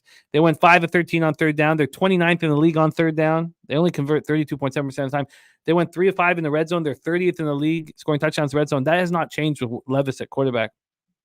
Harold Landry was a monster. 3 sacks, 5 quarterback hits. Held the Dolphins to 4 of 13 on third down. They're 14th in the league on third down, but they're the number 1 red zone defense in the league, and they showed it. They held the number 1 red zone offense in the league to just 2 of 5. And they did that without Jeffrey Simmons and Christian Fulton. And Kyle Pecco, defensive lineman injury, cap in the third quarter, did not return. He's listed as questionable. Take it away here for us, Troy. Texans, Titans, Nissan Stadium. Originally, I'm looking at this game. I'm like another buy high, sell low, wait for this market to move, and then back the Texans. But how could we possibly do this? We want to sell teams high, but this number versus Davis Mills, this is a great number to take against Davis Mills. Not to mention the market is extremely strong in this. I know I don't have Pinnacle lines. They haven't even opened this game yet. Smartly so, but that's also concerning because we've seen guys come back off of concussions frequently, especially around this time of year. After like week 8, it was just all bets off. Quarterbacks are back. They have a concussion, 4 days. That's all they need. But you make a good point. Why would he come back? It's not win now. So kind of you can see both sides. I mean, I definitely lean he's not going to be in this game. And if that's the case, I see value in the Titans at the 2.5. I really do. They at home, this is where you want to back this team. They had a fluky loss due to 2 block punts and a missed PAT versus the Colts. And come on, man. This Texans offense with no Stroud, no Dell, no Collins. They can't freaking run the ball. How are they going to score points? How? I don't see it. I think the Texans win this game. I moved on to 2.5 as you were talking, Jim. Yeah, it makes sense. It makes sense. And to Birdie, I'm not saying that Houston's going to try to lose. I'm just saying that they're building for the future. And if there's any question mark around CJ Stroud, I mean, it's just they just won't put him in to make sure that they get a victory here and put pressure on the Jags or anything like that. I just don't see the importance of it. But I think this makes sense because now the issue is Stroud comes in and we could get a much better line. That's all. And I think that Davis Mills, we shouldn't judge him on 6 minutes, but we can judge him on what we've seen from the last couple of years. I'm not sure for a guy like Davis Mills watching CJ Stroud excel will actually help him. I think it'll just make him jealous and sad. But I think Titans are live. I mean, that's a pretty easy thing to say, but you're betting this hoping that it's Davis Mills. Would you bet it again if CJ Stroud's announced in? Yeah. If you think I get plus money on the Titans if CJ Stroud's in? No, but I think it could go down to a pick 'em or -1 type thing. I would much rather. I probably wouldn't bet it again, but if it stays around the 2.5 number, I not around. If it stays at 2.5 and he's in, I would love it. I'll take 2.5 at plus money. I don't think that even if Stroud's in, which I don't think he will be, but even if he's in, who's he gonna? He can't run the ball. No Dell, no Collins. They're big explosive receivers who get open, who are great receivers, are out. It's good. I think it's a good play. I think the Titans they're still playing with hope. Yeah, I'm with you. What was the VIG on the Titans? Titans, I got a -114. -114. Yeah, I think this makes sense to me. All right. Let's roll on. Next up for us, 1 p.m. Eastern, the New York Jets, 5-8, 2-3 on the road. Miami Dolphins, Hard Rock Stadium, Miami Gardens, Florida. 75 Fahrenheit. Thunderstorms and rain in the forecast. We know not to take that too seriously, like I did last week, but 14-mile-per-hour winds, thunderstorms, and rain in the forecast. Jets come in off that big 36 win at the Texans, snapped a 5-game losing streak, and they still want to see Aaron Rodgers, and they need to win here if they want to see him on the field. Miami right now over at Pinnacle is sitting at minus. It's not a real 9.5. It's more of a 9. They have a 9.5 listed. They open this up at 10. Then, across all the books, there was a move on the Jets at 10. Not as big here at Pinnacle. So it's 9.5 at -119. So it's a real 9. So, but you do see 8.5 at some of the dice game books that we don't talk about. From a total scenario here, we have a 39 juice to the under. 39 juice to the under. There are 39.5s out there, but Pinnacle is moving briskly towards this under. This opened up at 40, dropped down to 39 at a pick'em, and now this under 39 is -116. It's amazing, or maybe that's I guess. So none of the quality books. In fact, Bovada's moved down to 38.5. Oh, I take that back. Bookmaker and Bet Chris have a 39.5 out there, but it looks like this is dropping to 38.5 here soon. Birdie says Jets for him, and he will be betting their money line. Let's take a look at the cash flow then for this Jets spot. We have, I imagine, 63% of the tickets, 72% of cash on the Jets, 93% of tickets, 75% cash on the under. They outgained, we just talked about it in the Texans game. Jets outgained the Texans 347 to 135. They reached 30 points for the second time this season. Zach Wilson had his third career 300-yard game, going 27 for 36 for 301 yards, 2 touchdowns, no picks. He did lose a fumble. Every single time Zach Wilson's had a great game. I don't know if it goes to his head. I don't know how he handles situations, but he softens up and he shows his true colors in the very next outing. But he had a huge smile on his face and he felt good about himself. Garrett Wilson caught 9 passes for 108 yards. Breece Hall ran 10 times for 40 yards, caught 8 for 86 and a touchdown. They were 6 of 15 on third down. They're last in the league, converting just 24.6% of third downs on the season. But, they have some hope right now, and hope can change that. They were 3 of 3 in the red zone. Again, they're last in the league, 34.5% of red zone drives they cash. The defense was excellent. I mean, they completely shut down C.J. Stroud. They held the Texans to 135 yards, knocked them out of the game, held the Texans to 1 of 12 on third down. They're just 17th in the league in third down defense. Pass rush got 5 sacks, 6 quarterback hits. Texans cashed their only red zone drive, but the Jets are great there. They're 5th in the league in red zone defense. Right tackle Max Mitchell injured a shoulder in the second half. He's questionable for the week, and they need him. The Jets are dealing with injuries to their already weak offensive line. We know they lose Elijah Vera Tucker for the year. Then Wes Schweitzer's on the IR. Connor McGovern has been on the IR. He's eligible to return this week. That's a big deal. So you got to keep an eye on Max Mitchell and Connor McGovern if you were wanting to back the Jets. The Dolphins had their 3-game winning streak snapped, lost their first game at home this year, 28-27 versus the Titans last night. They were outgained 403 to 366. Tua did not look good. 240 yards passing, lost a fumble. Faced way more pressure than normal because Teron Armstead wasn't there, Rob Hunt wasn't there, and then we all watched Connor Williams get hurt in the first quarter. So we're going to have 2 teams with real issues on the offensive line, which is probably a main reason why this is dropping this total. Jalen Waddle caught 6 passes for 79 yards. Tyreek Hill caught 4 for 61. He's dealing with an ankle injury. I did respect that he came back into the game and wanted to come back into the game. Raheem Mostert ran 21 times for 96 yards and 2 touchdowns. He now leads the NFL in touchdowns, 16. Crazy that Mostert's doing that. They were held to 4-13 on third down. That's not like them. They're very good on third down, 10th in the league. But they have the number 1 red zone offense in the league, and they were just held to 2 of 5. The pass rush, 1 sack, 8 quarterback hits. Zach Sealer returned an interception for a TD. The defense let the weak Titan offense run rampant late. Titans 5 of 13 on third down. Usually the Dolphins are very good on third down. Titans went 3 of 5 in the red zone. That's been a problem all year for the Dolphins. Their red zone defense is weak. Deshaun Elliott left with a rib injury, and he's in concussion protocol, so he didn't return. So, look, I get this is too big of a number on the Jets. But, I mean, I just can't back the Jets after looking so good and the Dolphins looking so bad. But that doesn't mean I'm going to take the Dolphins, but I can't buy high on the Jets. And I still see Zach Wilson's big smile, and it makes me sick to my stomach. Take it away, Troy. Jets, Dolphins. Yeah. I seen this line on the look ahead. When I was betting the Jets so heavily this past week because of the line movement, I looked at the 12.5, and I really wanted to take it. I'm freaking kicking myself in the ass that I didn't take it because this turned out to be a pretty damn good spot. Because the Dolphins with a limited or Tyreek Hill that could potentially be out, we think Tyreek Hill's probably going to play this game, but I don't think he's going to be 100% healthy. The speed, the athleticism, the big playability he brings. I mean, this guy truly is MVP of this league at this point, especially offensively.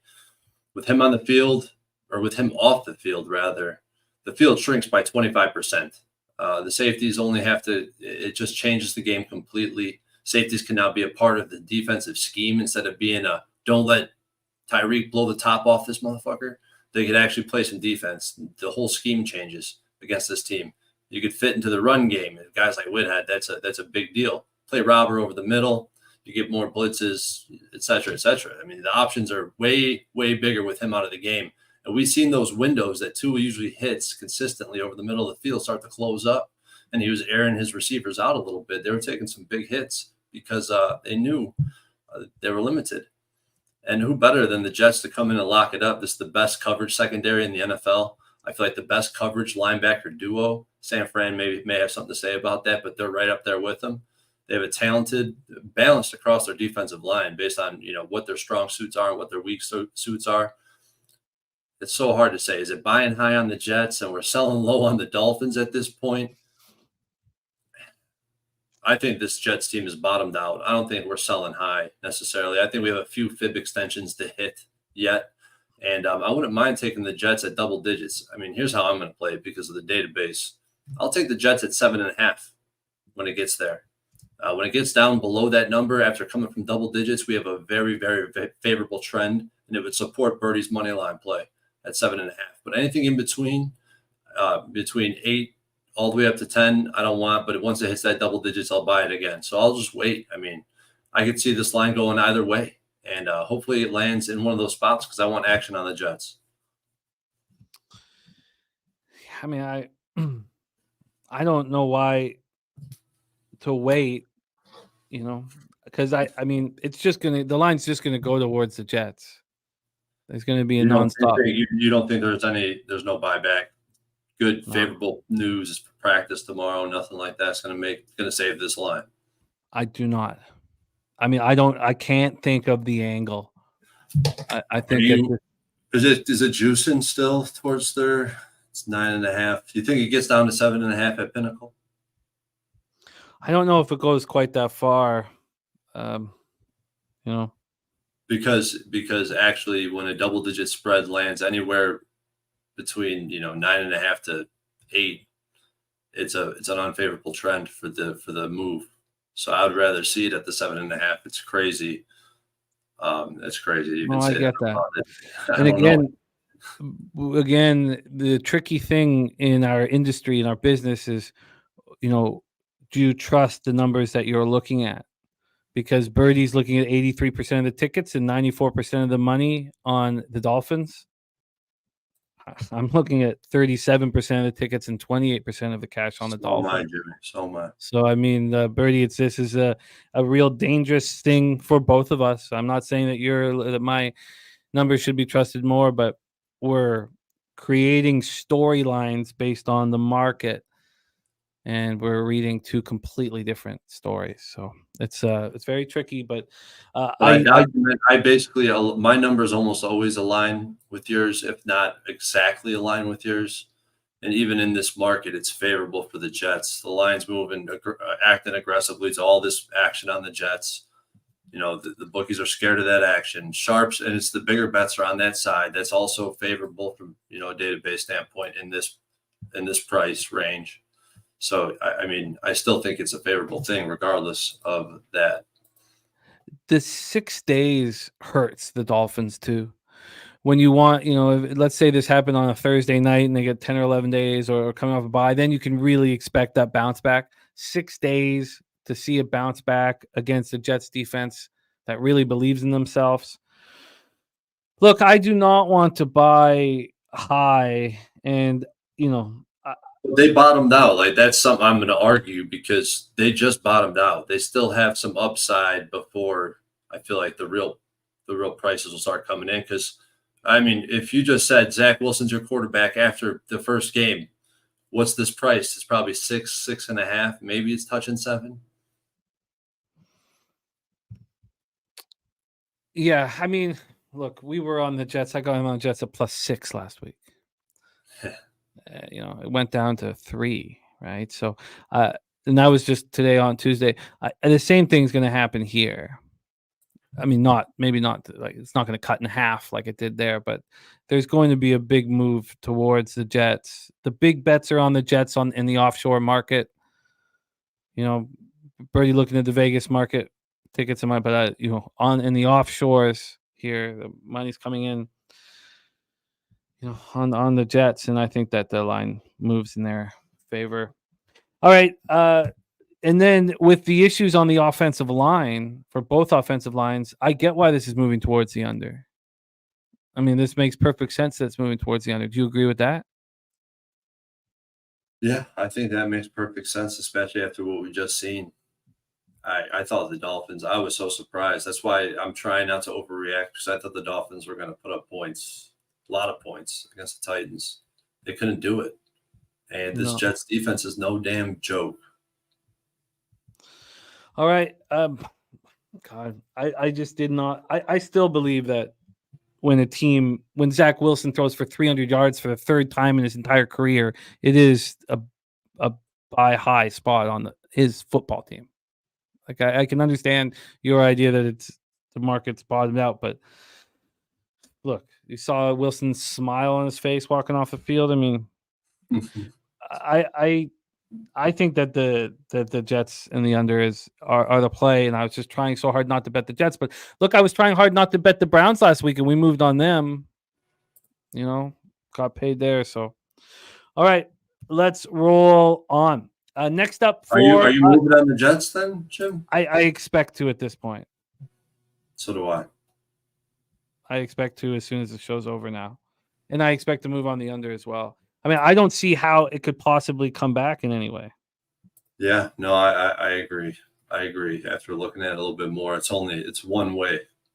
It's one way action here. And you'll see, like, even Bovada, a couple of these books already got it down to 8. And at a pick, it's like it's going. But to a bouncing back, it's tough with 6 days. But I mean, I can imagine that, there's got to be a bounce back from the squad. But how much of there will there be? Let's move on. 1 p.m. Eastern. Kansas City Chiefs 8-5, 4-2 on the road. New England Patriots 3-10, 1-6 at home at Gillette Stadium, Foxborough, Massachusetts. 47 Fahrenheit, mostly cloudy, 11 miles per hour. Let's get into the line of 3 here for this one. We'll start with the side here for the Patriots. Patriots are now 8.5 at Pinnacle. They're 9.5 everywhere else. This moved this morning. So this opened up at a 10, regular 10. And then there was just this huge move to the Patriots. And then they moved it 1.5. They didn't mess around. Moved it down to 8.5. None of the other books have moved it to 8.5. This total is at 37.5. I almost bet the under this morning or today. I didn't. They've moved about 5 cents in the direction of the under here. Smoke and mirrors in the house. Great to see you, Smoke. Get into the cash flow here for Chiefs Patriots. I'm really excited about this football game. 56% of tickets, 60% of cash on the Chiefs. Lines moving towards the Patriots. 90% of tickets and 92% of cash is on the under here. Londo says great spot for the Chiefs. They're an angry group. I get it. But is this team capable of beating teams by margin? I don't know. Now they beat the Raiders comfortably by margin. They come in off a tough 2017 home loss to the Bills. They've now lost 4 of 6. Mahomes 25-43 for 271 yards, touchdown and a pick. Kelsey caught 6 for 83. Rashee Rice caught 7 for 72. He did lose a fumble. With Pacheco out with a shoulder injury, Edwards-Helaire ran 11 times, 39 yards. It looked okay. All the talk about the offside for Tony, I just don't understand what the refs are supposed to do there. They're supposed to just coddle these players and you're lined up a little offside there. I mean, is that what is expected, Troy? Is that what is expected? No, and it depends. Like I seen some film that showed the him trying to check in with the ref to see if he was on sides, but it doesn't show anything about the ref responding and giving him a verbal thumbs up. So it's splitting hairs, man. But he was offsides. He was just offsides. I mean, Tony, it doesn't have his head in the game often. We know how talented he is. Everybody's talked about his talent since he came into the league. That's not the issue with them. The Chiefs are 6 of 12 on third down. They're 5th in third down offense, converting 47.2% of the time. 2 of 3 in the red zone. They're 14th in the league, scoring touchdowns, 56.2% red zone drives. The Chiefs pass rush had 3 sacks and 10 quarterback hits. Bills were 6 of 15 on third down. Kansas City 16th, allowing opponents to convert 38.2% of the third down chances. 1 of 2 in the red zone. They're 21st in the league, allowing TDs on 58.3% of opponent red zone drives. Has everybody seen these numbers drop since Bolton got hurt? I mean, that's what's happening. This defense is not that good. All we talked about was this top 5 defense over and over again. They lose a very key part of that defense. And they're fallen off for a little while. I mean, we saw the Patriots fall off with Judon got, we watched the Bills fall off when Milano got hurt at first. Maybe they can figure out how to fix it up. But is Pacheco going to be back? Is Drew Tranquil going to be back? Is Donovan Smith going to be back to help protect Mahomes? Patriots coming off extra rest after a surprise 21-18 win at the Steelers on Thursday to snap their 5-game losing streak. Zappy 19-28 for 240 yards, 3 touchdowns and a pick. Juju caught 4 for 90. Zeke, this is Zeke's chance. He knows that. He's got to step up, and he did. He ran 22 times for 68 yards, caught 7 passes for 72 yards and touchdown. They went 4-13 on third down. They're 28th in the league on third downs, converting just 33% of chances. 2 for 2 in the red zone. They've been good in the red zone all year. They just haven't had many opportunities. They're 13th. They were top 6 for a while, but the defense was strong again. They held the Steelers to 264 yards, pass rush, 2 sacks, 6 quarterback hits. Jumbo Peppers had an interception, held the Steelers to just 3 of 14 on third down. Patriots are 11th in the league, allowing opponents to convert 37% of third downs. The Patriots are 6th in the league defensively in the red zone. I mean, why would we, just because the Chiefs are angry, we think that they're going to come out into New England right now and win by margin? Did you think that, Troy? No, I definitely don't think that. I mean, it wasn't me talking up this Chiefs defense. Like I've been talking about for multiple weeks now. They're down year over year in every single category. This to me is obviously a number you want to take the Pats, but I slam on the brakes because Jimmy the Bag's in my head. Don't overreact. Recency bias was it's a real thing, man. But this Chiefs team, they've only won 1 game on the road by margin. And quite frankly, I think they were lucky to cover. That was versus the Raiders. They're clearly in what I've been calling a mini bear market for as far as a bear market will go with the best quarterback in the world. But they're downtrending, like I said, in all categories, not just defensively, offensively as well. And Patriots have their chance now to knock off the defending champs and have a feel-good story about the season. I feel like they have something to play for. Belichick has a legacy to protect, and we know KC struggles with good defenses. The get-right, pissed-off theory, I mean, that to me only applies when you have a dominant, elite caliber team who the Kansas City Chiefs just are not at this point. But on the other side of things, Belichick has been goddamn terrible as an underdog, even worse as a home dog. And they're coming off a win as a massive dog. I mean, it's hard to get behind the Patriots, right? It's the bounce back spot for the Chiefs. So I feel like you can make an argument for both sides here. But Zappy, I mean, he's been uptrending. We talked about quarterbacks and their, after their first start, their first terrible showing, they get their feet wet and get acclimated with the offense and with the feeling of being the starter. But if we could only trust in this offensive line that's been so inconsistent, that's my one hesitation before I moved on the Patriots is this 27th, they just cannot pass block. And that's a concern for me. But I do think that the Pats can have success on the ground. This is Pats or Pats. But once again, the 7 is the magic number. Just like we talked about the Jets on the road, it's a very similar dichotomy with the market. Very clear splits where the market's incorrect. But once it hits 7.5, 7, now it's a money line spot on the home team. So I'll probably end up with some action, probably half. I don't know what I'm going to do with this game. I'm going to be on the Patriots. Let's put it that way. Yeah, the recency bias is my biggest concern. But I want to bet the under. I really think that Belichick's going to get all hands on deck. We know what he can do. We know he can take away the opposition's, biggest weapon. Yeah. So I was thinking of betting the under. My discomfort here is just that, we're sitting with 90% of the tickets and 92% of the cash, and we don't really see it moving at this point. This is one of those spots where you want to see it draw. Here you go. Here's a good stat from the database. Home dogs of a touchdown or more when the public is heavy on the road team, the away team. The home team is 21-6. It's almost 80% ATS. And it gets even better if the market moves towards the home team. Pretty strong stuff, man. Yeah. The over is 14-12 in this scenario, but let's see if we filter that down to a total under 40. That's 1-1, yeah. I think I could also take, the Patriots and the Chiefs team total under. because I'm with Birdie. The Chiefs can bounce back and not cover 9.5 or 10. You know, and I'm not that high on what I've seen from the Chiefs defense of late. That sounds very appealing, Jimmy. Very appealing. It does. Yeah, we don't know about Pacheco at this point. It's a shoulder injury, and they need him in the playoffs. If there's any hesitation, I mean, I don't see why you would put him in there when you're going to need him to lower the shoulder when the games matter.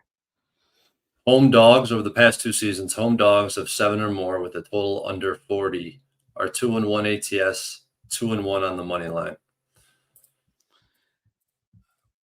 So that's what I'm saying. And when I say that is, like the under does seem appealing, but goddamn, the side is just, it's a lot of points. So that's the tough part about sports betting is you like a side, you don't always bet it the right way, even though you're on the right side.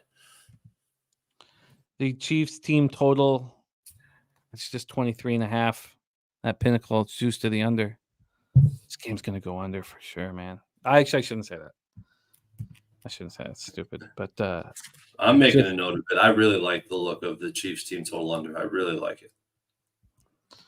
I mean, if the Chiefs won 20-10 and then they cover, you cash the team total under.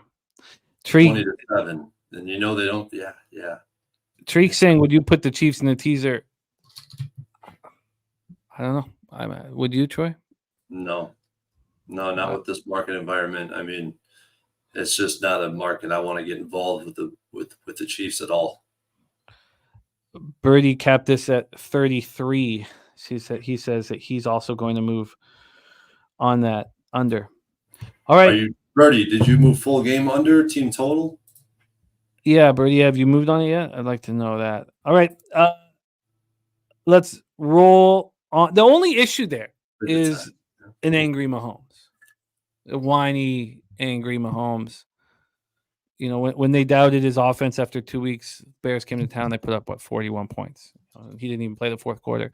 But I just feel like this Patriots defense is, playing at a very, very high level right now. All right, let's move on. Next up, we have 1 p.m. Eastern action. New York Giants at New Orleans Saints. Saints 6-7, 3-3 at home right now. Giants on a 3-game winning streak thanks to the magic of Tommy Cutlets for the Caesar Superdome in New Orleans, Louisiana. Let's get into the line history first here for this one. Saints sitting here right now, -6. They opened up at -5, and now they're at -6 at even money. 1 point move towards the Saints is a little surprising. Get into the total here for this one. We're sitting at a 38. This opened at 36.5. It didn't last a minute at 36.5. Didn't last a minute before it moved to 37. And then it moved up to 38. These are Pinnacle line moves, of course. Giants won their 3rd straight game behind Tommy DeVito, 24-22 at home over the Packers. It's a short week. DeVito was 17-21 for 158 yards touchdown. But as Troy alluded to, he was motoring. 10 carries for 71 yards. Wan'Dale Robinson led receivers with 6 catches for 79 yards. Saquon had 20 carries for 86 yards, 2 touchdowns, also caught 3 for 15. He did lose a fumble, trying to do too much, Giants were 3 of 10 on 3rd down. Giants are 31st in the league, converting just 30.9% of 3rd downs. And it's important to note these things. So even during this 3-game winning streak, they're only converting 32.4% of 3rd downs. They're not a good 3rd down offense. They were 3 of 4 in the red zone. They're 29th in the league, scoring touchdowns on 44.1% red zone drives. Now, this is the bit of a difference with Cutlets running right now because they're tied for 16th in the league over this 3-game winning streak, scoring touchdowns 62.5% red zone drives. So you're seeing an improvement in the red zone, but that's it. Not on 3rd downs. The defense looks strong. Dexter Lawrence back in the lineup. Giants pass rush finished with 2 sacks, 8 quarterback hits. Held the Packers to 5 of 14 on 3rd down. 4th in the league, holding opponents to just 35.1% 3rd down conversion rate. That 3rd down defense has been so legit all year long under Wink. They held the Packers to just 2 of 5 in the red zone. The Giants have struggled in that situation this year. They're 24th, allowing opponents to score 59.6% of red zone drives. Saints coming off a 28-6 win at home over the Panthers. Derek Carr is just so emotional. That can be good at times. It can be bad other times. And him and McCoy had to blow up against each other. Derek Carr played within himself, 18 of 26, 119 yards, 2 touchdowns, 1 pick. He didn't have to do too much. They were in complete control the whole time. Jamal Williams starting to get comfortable. That Kamara, Jamal Williams 1-2 should be great. Jimmy Graham caught a touchdown pass, so did Olave. And their pass rush was strong against the Panthers, 4 sacks, 8 quarterback hits.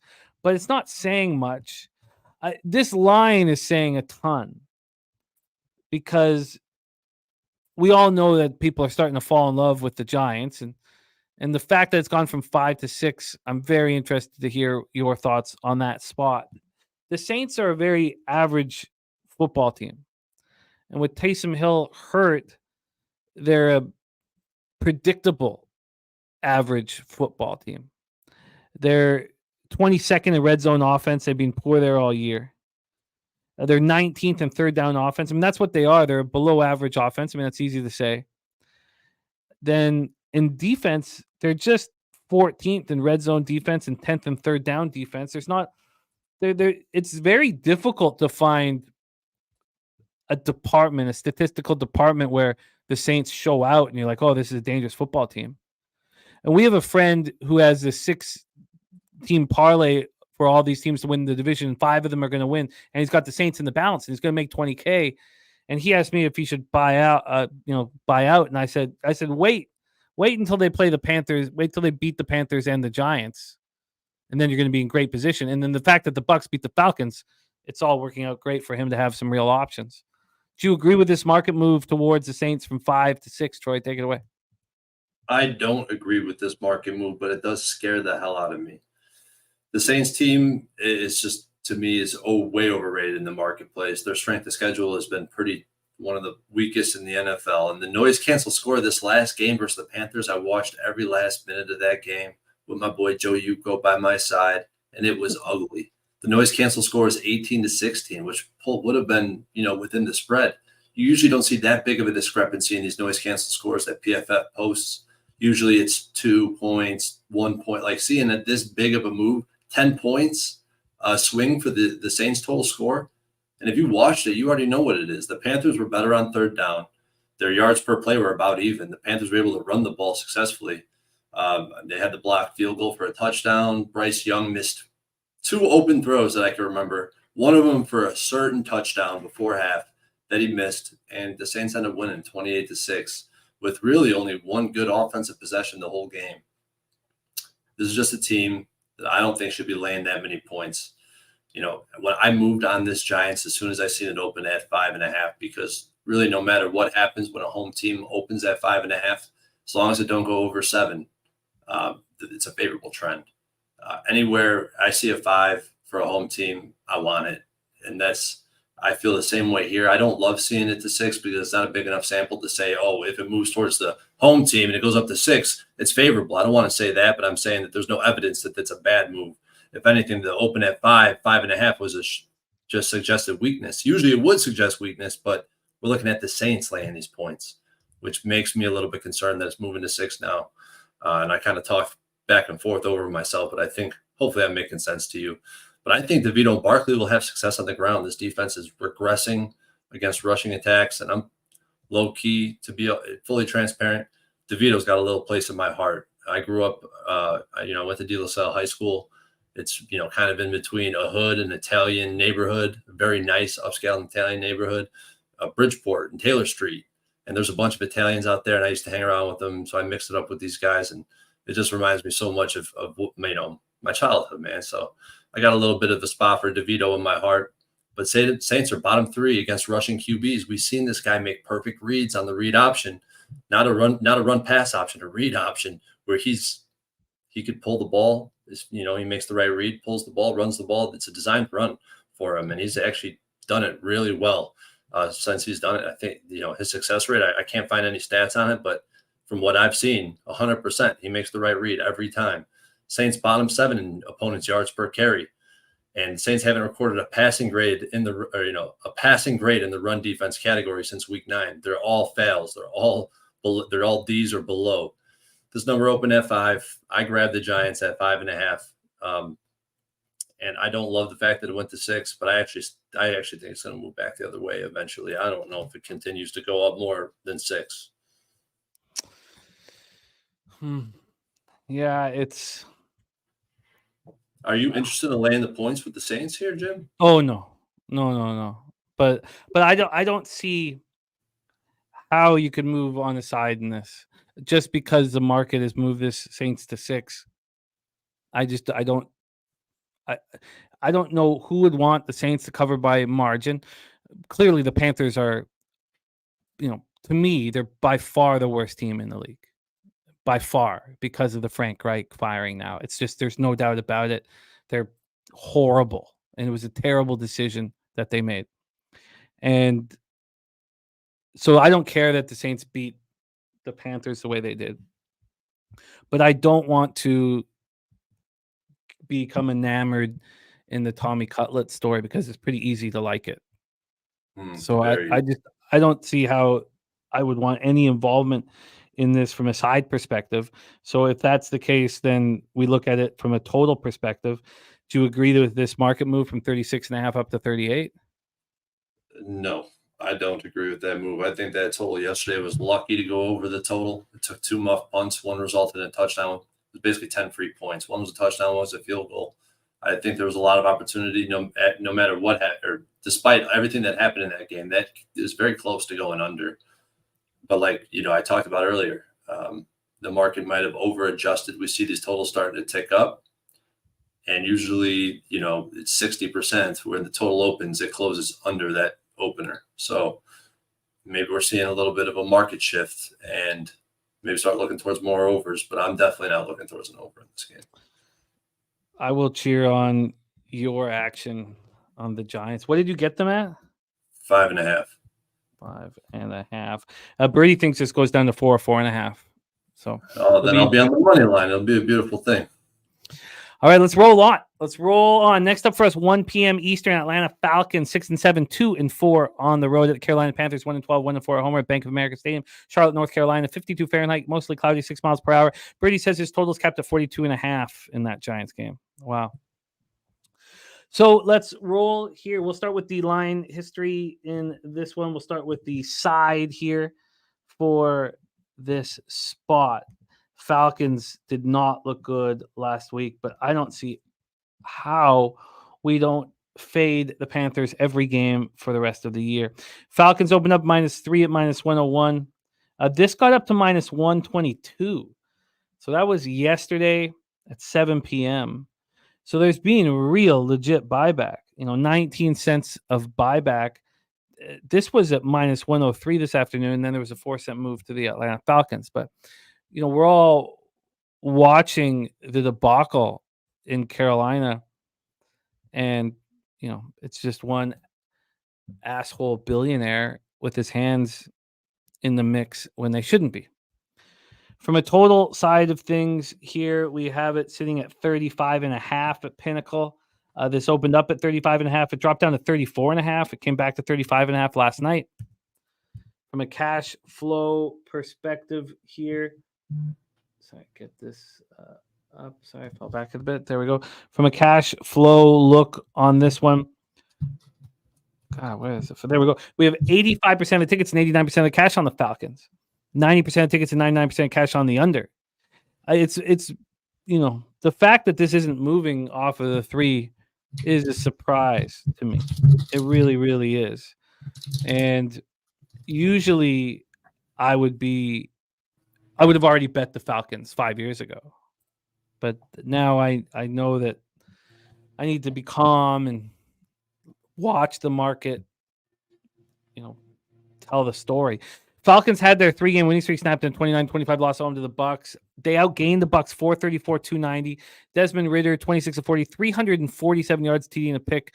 You were on Drake London, 50 or more receiving yards. How about 172? Caught 10 passes. Kyle Pitts got 3 for 57 and a touchdown. Bijan Robinson looks like the season's starting to wear on him. Just doesn't look quite as electric.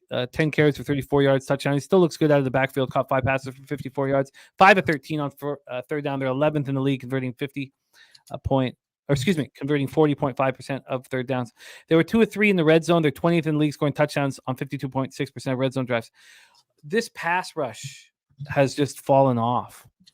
Injuries have taken place. They lose the captain of their defense and Grady Jarrett. Now, I mean, they did nothing.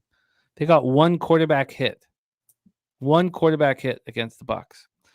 Now, they held the Bucs to 6 of 13 on third down. This defense, third in the league, holding opponents just 33.5% conversion rate. But we talked about that red zone ability for the Bucs, which came as a surprise because this is the second-ranked red zone defense, allowing touchdowns just 40.5% of the time. And the Bucs cashed that final red zone opportunity with 31 seconds left in Atlanta. The Falcons finished with just 2 regular starters on their offensive line. So they're already missing their center, Drew Dahlman. They're already missing their right tackle, Caleb McGarry. And then they lose Jake Matthews. And Jake Matthews has played 156 straight games. So if he's not in the lineup and you've got only 2 starters protecting Ritter, and we know that the Panthers can do one thing, just one thing you can count on them, and that's their third down defense.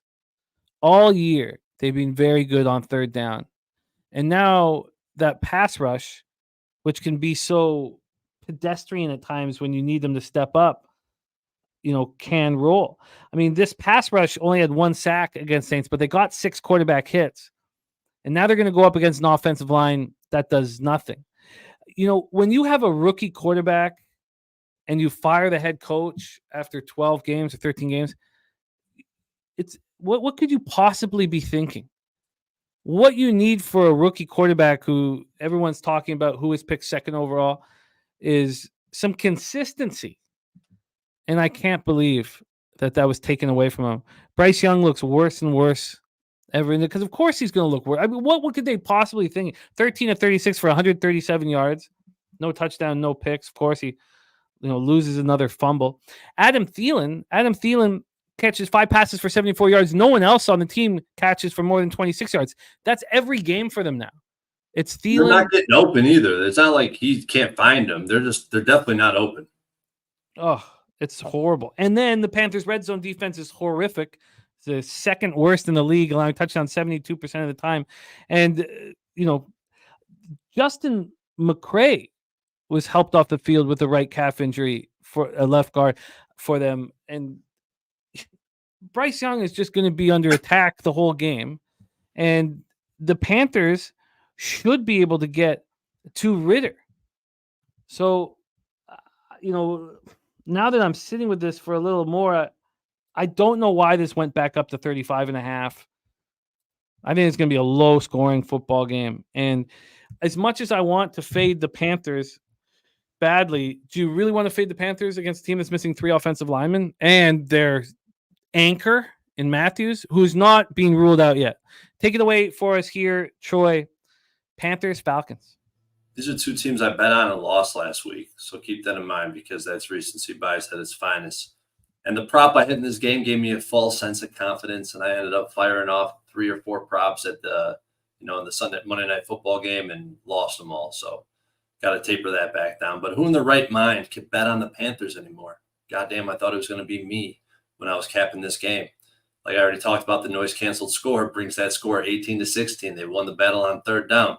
Generated more yards in the game in general, but just bonehead plays, block punt turnovers, offensive success rate outside of Chuba Hubbard is terrible. And they can't block for Bryce, who can't even see over the offensive line, it seems like. Receivers don't get separation when he does get a clean pocket. And Bryce Young misses the big throw. So it's like, God damn it. What is there to do with this Panthers team? I feel like you're hitting it on the head. They did the worst thing they could have done was fire that coach. And I really didn't think that to be the case, but you make a really compelling story, narrative behind it. The new coach, you're supposed to revitalize the offense or give a false jump to a team, a dead cat bounce. But this team is ridiculous at this point. So he came in, I talked about this last week, in his first game coordinating. He came in and tried to do a bunch of RPOs and basically a new scheme, it seemed like, for the first 2 possessions, and then he bailed once he didn't have success. and he went back. He's bottom of the league right now. So prior to the coaching change, they were bottom of the league in run percentage. They ran the ball on 39% of snaps. Now they're running the ball top of the league, 48% of snaps under this new coaching regimen. I mean, God damn it. I really want the Panthers, but the market, I actually like where the market's sitting right now with the Panthers, as long as it don't go to that 3.5. That's very compelling with all this action on the Falcons. But at the same time, getting behind this Panthers team is just so hard. And as it goes for the Falcons, is it Arthur Smith, my boy, the guy, my best man who stood up in my wedding? He told me, I was betting on the Falcons. He's like, I'm riding with you, but I'm telling you, Arthur Smith, you don't win these games. Like, you don't win close games. And I did think the Bucs game was going to be a close game. I should have been on a Bucs teaser last week. Didn't end up getting on it. But, dude, and another thing, I can't stand this. I see 3 teams, 3 different occasions where a team called a screen pass on their own 3-yard line. What kind of offense? It's just the riskiest thing you could do on a first down in your own territory. Not even in your own territory. Back against the wall, they throw a screen pass. All of them resulted in defensive scores, safeties or touchdowns. All 3. It's crazy. Jesus, this is just a really tough game for me. I don't know if I could get behind. I probably shouldn't be betting this game, to be honest. I won't have a side. I can't bet the Panthers again. This is one of those public spots on the Falcons that I sincerely get. But I need to know what's going on, Matthew. And if it moves to 3.5 or 4, maybe that's just the sign that, that trust the public being on the spot. But, not trusting Ritter, I mean, are they really going to win by margin here on the road? But I do like the under. I like the under very much. I like, messing with Atlanta on the road in this situation. I think let's just quickly go over the scores for Atlanta here on the road games this year when they're playing outside. Just focus on the outside games, and maybe that'll give us a better idea here right now. So, at Tampa, that was their, they won 16-13. At Tennessee, they lose 28-23. At the Jets, they win 13-8. Those are the 3 spots with Atlanta playing outside. Now, it's gone from 35.5 down to 34.5, back up to 35.5, which makes me uncomfortable here, especially when 90% of the tickets and 99% cash on the under. We all saw what happened last week when all the money was on the under in that Packers Giants game, and it moved back up. So maybe it's just stay away from a bum fight, but god damn, I love bum fights. So let me tell you about the market in this game. So you got a home team that's a dog. You got the spread that hasn't moved yet. I know it's starting to lean, but it hasn't moved yet. When a home team's a dog and the spread doesn't move despite 60% or more of the money being on the road team, the home team's 8-4 ATS and the under is 11-2.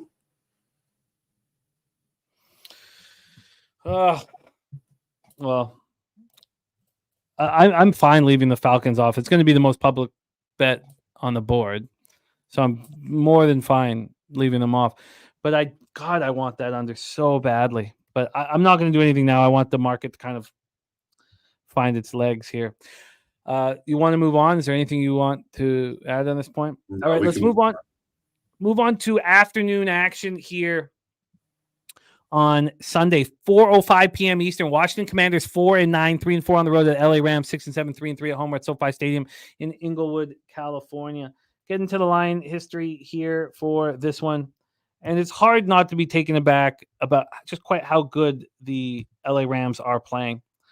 This opened up with the Rams -7 to -106. This is now -7 to +112. It's a 6.5. So this has gone from 7 to 6.5. The total here is at 49.5, juice to the under at Pinnacle. It opened up at 48.5. It's gone up a point, but it's juice to the under. And then cash flow wise here for this one, our first little afternoon action. 88% of tickets, 96% of cash on the Rams, and lines moving towards the Commanders. 51% tickets and 62% cash on the over, and it is moving towards the over. Tariq B on Washington, and Londo on the Rams. Commanders coming off their bye week. They were last seen in that 45-10 debacle at home, beaten up by the Dolphins. So they're not scoring. They had this ability to score, and now the offensive line's fallen apart. Scary Terry is a non-issue. I don't understand exactly why Bieniemy wouldn't be targeting him ever. He didn't have a catch in the last game. That's second time in his career, 80 games career, he didn't have a catch. Now, he was targeted 3 times in 23 pass attempts, but even that makes no sense.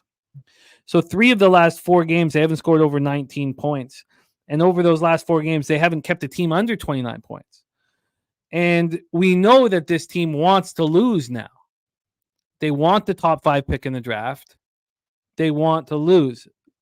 The market is telling us that they're still trying and that we shouldn't buy too much into what the Rams did in Baltimore. And it was very, very impressive what they did.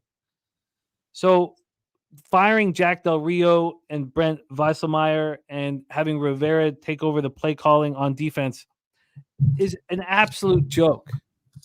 I mean, what are you thinking? You want to give Rivera more responsibilities when you're just going to fire him in the offseason? I mean, it was just like, look, I know that Del Rio didn't do a good job, but what are you thinking at this time of year making that kind of move? This is the one sport where you don't want to fire coaches midway through a season because it's the most complicated sport that exists. It's not checkers. This is chess with violence, you know? Now, Chris Rodriguez Jr. getting all the run. Brian Robinson Jr. left with a hamstring injury. Antonio Gibson is a free agent. They don't want anything to do with Antonio Gibson. And then they make these trades, you know, off of this, you know, Chase Young and Montez Sweat, because Allen and Deron Payne are going to be the centerpiece of this defense. They're invisible because they needed help. They can't just do it all on their own. I'm shocked by this market move towards the Commanders, but I respect it. Rams coming off a tough 37-31 overtime loss at Baltimore. They're the first team all year to be ahead of the Ravens after 3 quarters. Can you believe that? The first team all year to be ahead of the Ravens after 3 quarters. Matt Stafford was 23 of 41 for 294 yards and 3 touchdowns. He looks great. Cooper Kupp caught 8 for 115 touchdown. Puka Nacua caught 5 for 84. And Tutu Atwell left early. He's in concussion protocol. Kyron Williams, 25 carries for 114 yards against that Ravens defense. They were 6 of 16 on third down. They're 11th on third downs. They're 7th in red zone offense. This is a really good football team now. And I know that their secondary is so young, but I can't get over their stats. Every week, their stats are getting stronger and stronger and stronger. They held the Ravens to 4 of 12 on third down. They're only 21st in the league in third down defense. Held the Ravens to 1 of 3 in the red zone. They're now 11th in the league in red zone defense. Now, they have issues because Tyler Higbee's got the neck injury, and then Hunter Long is probably done for the year. He was carted off with the knee injury. And then Havenstein, a tackle that's important, has hurt his hip. So there are some injuries. That was a tough football game. And maybe that's part of the angle, that they just were in a grudge match, in a war. And now they play this fresh team that we think is not trying. Take it away for us here, Troy. Commanders, Rams. I wish we could look up. I wish Mike M was in the chat or somebody in SDQL. I don't know how to do it. How to look up a team after playing a game in overtime. Because I've seen a couple this year. They actually get completely slaughtered in the following game. Now, usually the spread's a lot closer. It's a field goal spread. But, yeah, usually teams coming off OT do not look good. But goddamn did the Rams earn my respect this past week.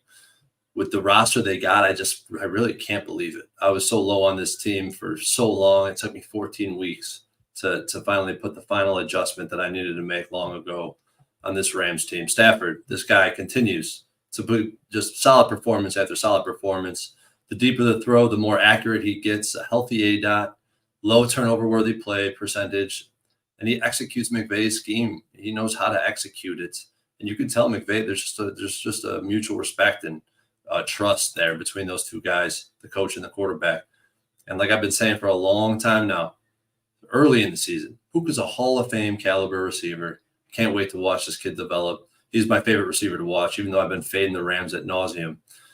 Defensively, they played good enough to stay in games. I don't know how they're doing it. Aaron Donald commanding a triple team definitely helps, though. And clearly they're playing for something. They're not in the tank.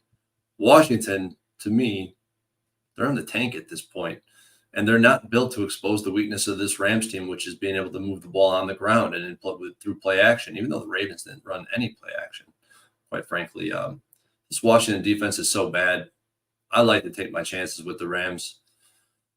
And with as it goes with the market, digging into this spot and looking at the 6, to me, the 6 and the 3 are the most important numbers in football. I think they're the most reactionary numbers in terms of the splits and how they impact the results of the game and what that distribution looks like. I got to put together a graphic to talk about this more generally, man. I would love to put this up one day on the show, but I got to use the Rams in some way, shape, or form. Digging through the database, despite all the public sentiment, as long as this number doesn't go below 6, I am perfectly fine with the Rams on moneyline parlays. And I already moneyline parlayed them with the Lions, and I'm considering getting a little more fruitful with this Rams team this week on the money line. Because even in the database, even with all this sentiment, all the money, all of this huge public, all the money on one side, everybody on one side, Lions going down the other way. Any way you slice and dice this market, the teaser is 9-0, as long as it's landing, below the 8.5. Yeah, this is something that just doesn't feel right. All the money on the Rams, lines moving towards the Commanders team that we think is giving up. I would be, oh, nice, Mal, great work, Mal. This is just when it doesn't feel right. One of the great things about what we do, capping, every day, is that I don't feel the need to have a quantity of action is starting to drop a little bit. My intense focus is on my unit size going up, and I expect to make a move on my unit size for January 1st. And so I don't look. How in the world is the line going towards the Commanders with all the money on the Rams? With the Commanders team that we think is not trying. If I can't answer that, then I just don't even need to bet it. And we're watching a Commanders team that defense has completely fallen apart. Rivera looks like an absolute ass clown after the Del Rio firing. So obviously he spent 2 weeks with the defense, focusing on how do I get this defense better. Then we have Bieniemy, an offensive coordinator that we trust implicitly, who's not getting the ball to key players. The Howell's being sacked 58 times more than anyone else. So as we think that this team is not trying, we expect the coaches are very, very much. And so I'm just not gonna. I can't move on it. I can't do it. Are you waiting at this point? No, I had already moved on the Lions Rams money line parlay. Yeah, and I plan to move more. I'm gonna have the Rams tied up in money lines. All this public sentiment, I'm not sure what to make of it. I can't explain it at this point, but I'm seeing all undefeated trends based on this market with the Rams. As long, and it's the last game in the sample is actually the Lions when they played the Raiders. Remember that game? It was 7.5, ticked down to 7. Everybody was on the Lions, and it was actually kind of came down a little bit towards the end on the spread, but it should have been an absolute blowout. Yeah, this I have to. I can't explain it, and I'm not. And I think I might have there just in the last minute and a half trying to find a way to explain it. I'm off. Let's move on. We move on to 4:05 p.m. Eastern. San Francisco 49ers 10-3, 5-2 on the road. Arizona Cardinals 3-10, 2-4 at home. State Farm Stadium in Glendale, Arizona. If you take a closer look at what the Cardinals have been doing the last few games, it's very, very interesting. And it is I wish that we weren't coming off of a bye, because they were starting to become very predictable with their offense and what's happening with Kyler Murray and he's going to McBride. He's not going to Hollywood Brown, all this stuff. And it's fascinating. So I look forward to touching on it. We have Arizona right now as 14-point dogs. They opened up plus 14 at minus 118. They're now plus 14 at minus 121. So it's not a real 14. It's a 13.5. That's a lot of points for a home divisional dog. From a total scenario here, it's at 48 at minus 114. It's opened up at 46.5, moved to 48. I have not bet on, and I know this makes me look like an idiot, but I've not bet on the 49ers this year. I faded them twice. I won once with the Vikings, and I lost with the Seahawks. And I want to fade them again. I just don't see how they could be this big of a favorite in a divisional spot on the road. It makes no sense to me. And I've figured out how to make money on them for the rest of the season. I've been planning it out and thinking about it a lot because I don't want them at plus 275 to win the Super Bowl. It's just not enough risk reward for me.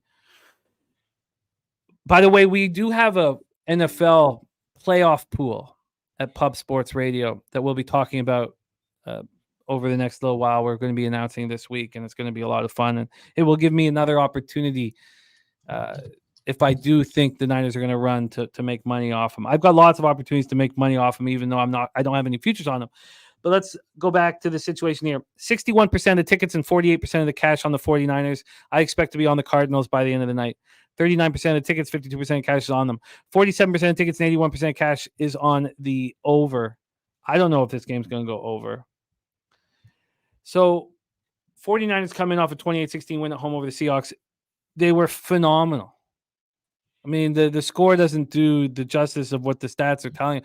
527 yards of offense. Purdy was 19-27 for 368 yards, 2 touchdowns, 1 interception. I mean, if you look at Joe Montana's best season, when he was Super Bowl MVP, he's got almost identical numbers to Purdy. That's what Purdy is doing. Debo caught 7 for 149 yards and a touchdown. Brandon Ayuk caught 6 for 126. He did fumble. Lose a fumble. George Kittle caught 3 for 76 touchdown. McCaffrey run 16 times for 145 yards. I've been saying all year over and over again how bad the Seahawks defense is.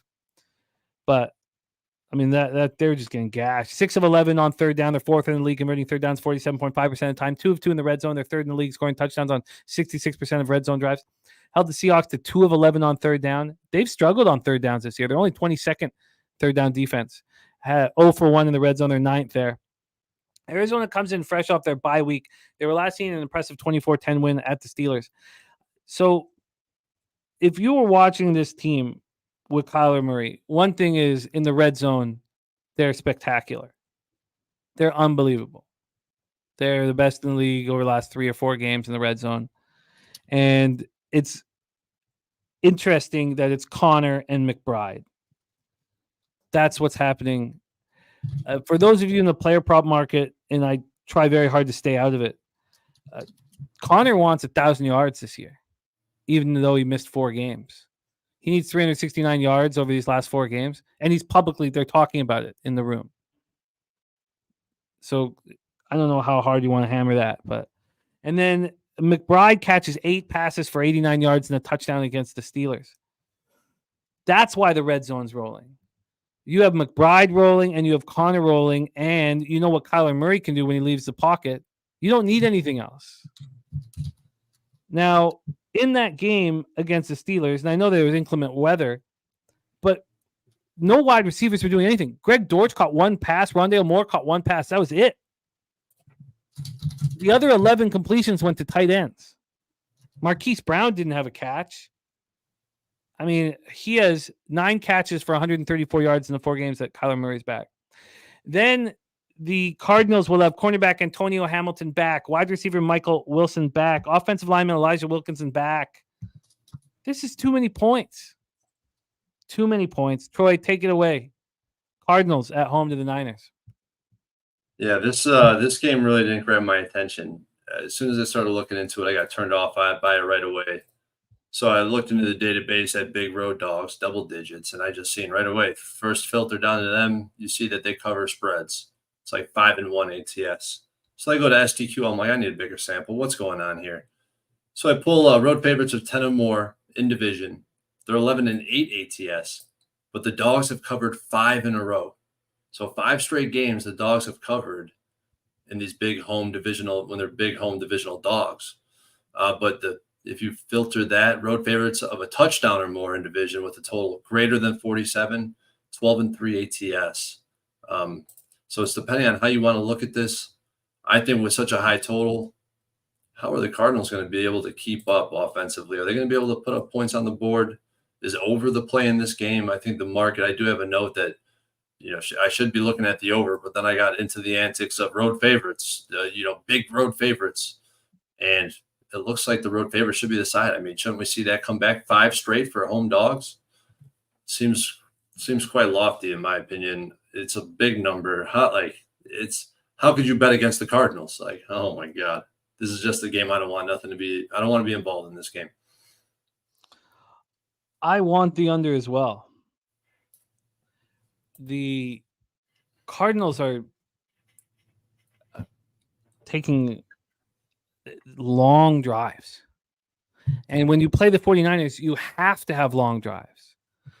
Maybe it's not Connor's yards. Maybe it's just his attempts. Because Connor is the key to this whole football game for the Cardinals. You've got to run him and run him and run him. It's a 1.5 move to the over. Since it got to 48, the first move was there was an 11-cent move to the under at 48. God, I think this is just I think that we fade the move to the over, which I almost never do. 47% of tickets, 81% of cash on the over. Maybe I want the under so badly. I mean, it's different when you watch a team every week, you get a better sense of. I feel like I have a better sense of them than the market, but I don't want to ever say that out loud or believe that either, as the market is king. So what is your biggest concern about the total going from 46.5 to 48? I just don't know if the Cardinals are going to be able to get many stops against this San Francisco 49er team. But the last time I thought that was Monday. The Dolphins got stopped over and over again at will. So I just don't know, man. I haven't dug into this big total or this big spread. It's just such a turnoff to me. Oh, it excites me very, very much. And Birdie says 49ers have to win next week. There'll be some look ahead here to Baltimore. They have to get the number 1 spot. Cards and under for Birdie. Alondo's on the 49ers minus 13.5 and the under with confidence. All right. Christopher Comte says, I don't think the 49ers look ahead anymore. It's nice to have 2 weeks to prepare for the best team in the league. Really, really nice. It might not be enough. Giving up 30 points at home. To everybody but Dallas. Do you think if the Niners get to 30, do you think the Cardinals get to 20? No, maybe. I do not think the Niners get to 30.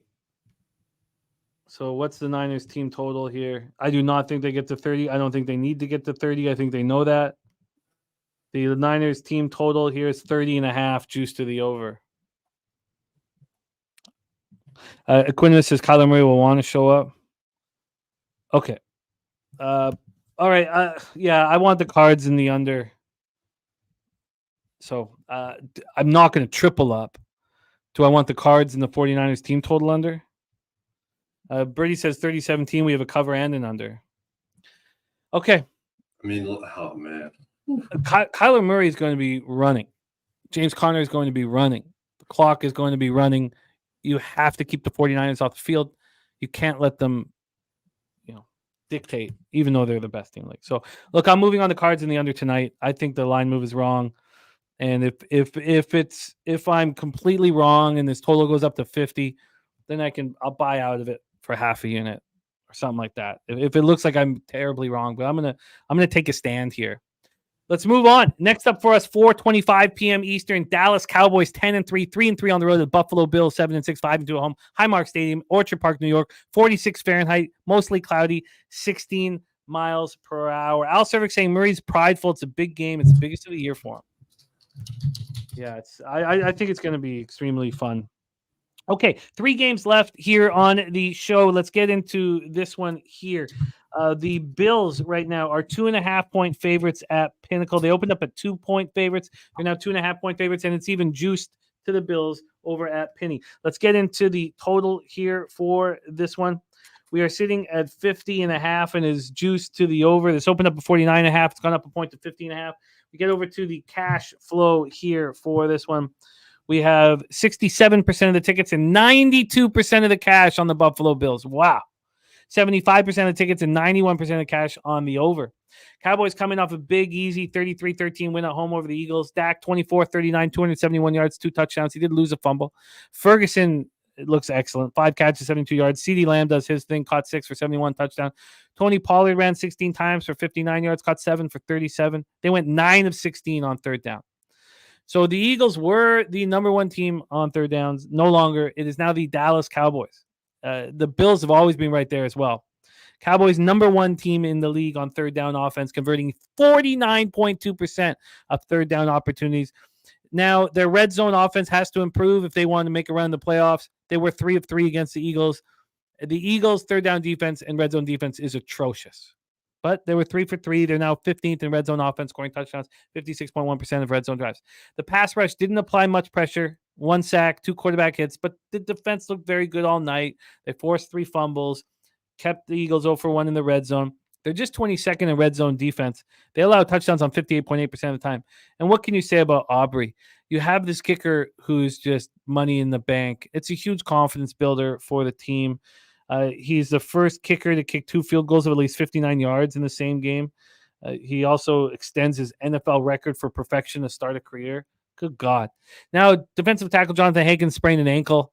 It'll be interesting to see what happens with him on the injury report over the next couple of days. Bills coming off a crucial 2017 victory at Kansas City. It was not an easy week for the Bills squad. Von Miller issues and questions are going to be coming up nonstop. You know, 3rd-degree felony assault of a pregnant woman, but he's still playing. This is not going to go well for him or the team. And then all the September 11th stuff from McDermott flying around. There's a lot of fucking mud that they're trying to find their way through here. Josh Allen was 23 of 42 for 233 yards, touchdown and a pick. He also ran 10 times for 32 yards and touchdown. He threw an interception for the 9th straight game. James Cook ran 10 times for 58 yards, caught 5 passes for 86 yards and a touchdown. The Bills were 6 of 15 on third down. They're 2nd in the league behind the Cowboys on third down. 2 of 3 in the red zone. They're 2nd in the league in the red zone. They scored touchdowns 66.7% of the time. The Bills had a sack and 8 quarterback hits. They got the early pick from Epinesa, and then they lose him to a rib injury. How many superstars is this team going to lose on defense? Because mentally, Von Miller, he's gone. Don't expect him to be playing at a high level. Now they lose Epinesa. You know, the Milano injury was devastating. Micah Hyde left in the first half with a stinger. Is Micah Hyde or Epinesa going to be back here? Now, Taylor Rapp is a veteran presence that can come in when you lose somebody. But the Bills' issues on defense are why I'm not going to move on in the future market on them. They're 18th in third down defense, 16th in red zone defense. Those numbers aren't going to improve this year, and it's going to be a problem. They're a really good football team, but the defense issues are real. Take it away for us here, Troy. Cowboys, Bills. You know, I faded this Cowboys team when the market clearly suggested the Cowboys were the right side. And I definitely regretted that from the first snap, actually the first fumble. But, I feel like I'm fading the Cowboys in an opposite type of market, in my opinion. The Cowboys proved that they could do it at home, and I give them a lot of credit. Dak is playing the best football I've ever seen him play. Pre-snap, he seems so sharp, man. He seems like he's getting his team in and out of the right plays. I can't say that for a fact. But from, what you could tell, pre-snap adjustments, you could tell he's making them. And the way he's using his cadence is just incredible to me. Like, you could definitely tell the defensive, the ends and the pass rushers essentially are on their heels at the snap of the ball. And this is just 3 teams in a row I've seen it. And usually I usually watch the game with the volume down, to be completely honest, as I'm doing other stuff. But yeah, I totally noticed that this guy's cadence is just everything about this guy is pretty damn impressive. And McCarthy, give this guy credit too. He adjusted after an obvious miss. He says he wants to run the ball, pound the ball more. Well, he's actually running the ball 10% less than he did last year. My question is, we've seen what they could do at home. Can they do it on the road? This season, only 3-3 on the road. They're coming off 3 straight wins. Last, against the Eagles, a divisional rivalry, massive game. Last year, off 3 straight home wins, they went into Jacksonville as 4-point favorites and lost outright. And it's a terrible market environment. That was a terrible market environment for them in that game as well. As a lot of money was on the Jags. Line moved towards the Jags. The Jags got it done on the money line. And I feel like we've seen this specific market this year before. The Bills and the Dolphins, Smack City. Eagles, Dolphins, Smack City. Ravens, Lions, Smack City. And the Bengals, Seahawks. Bengals got the job done by 4 on a 3-point spread. But all the action is on one side. Number doesn't, okay, this is actually interesting because in all these games, all the action was on one side. It ended up getting up to 2.5, and it sat at 2.5 all week until Sunday. Finally, that line moved from 2.5 to 3. I think that's what we're going to see in this game. And I try to ask myself why that happens. I don't know. Maybe it's a liability thing.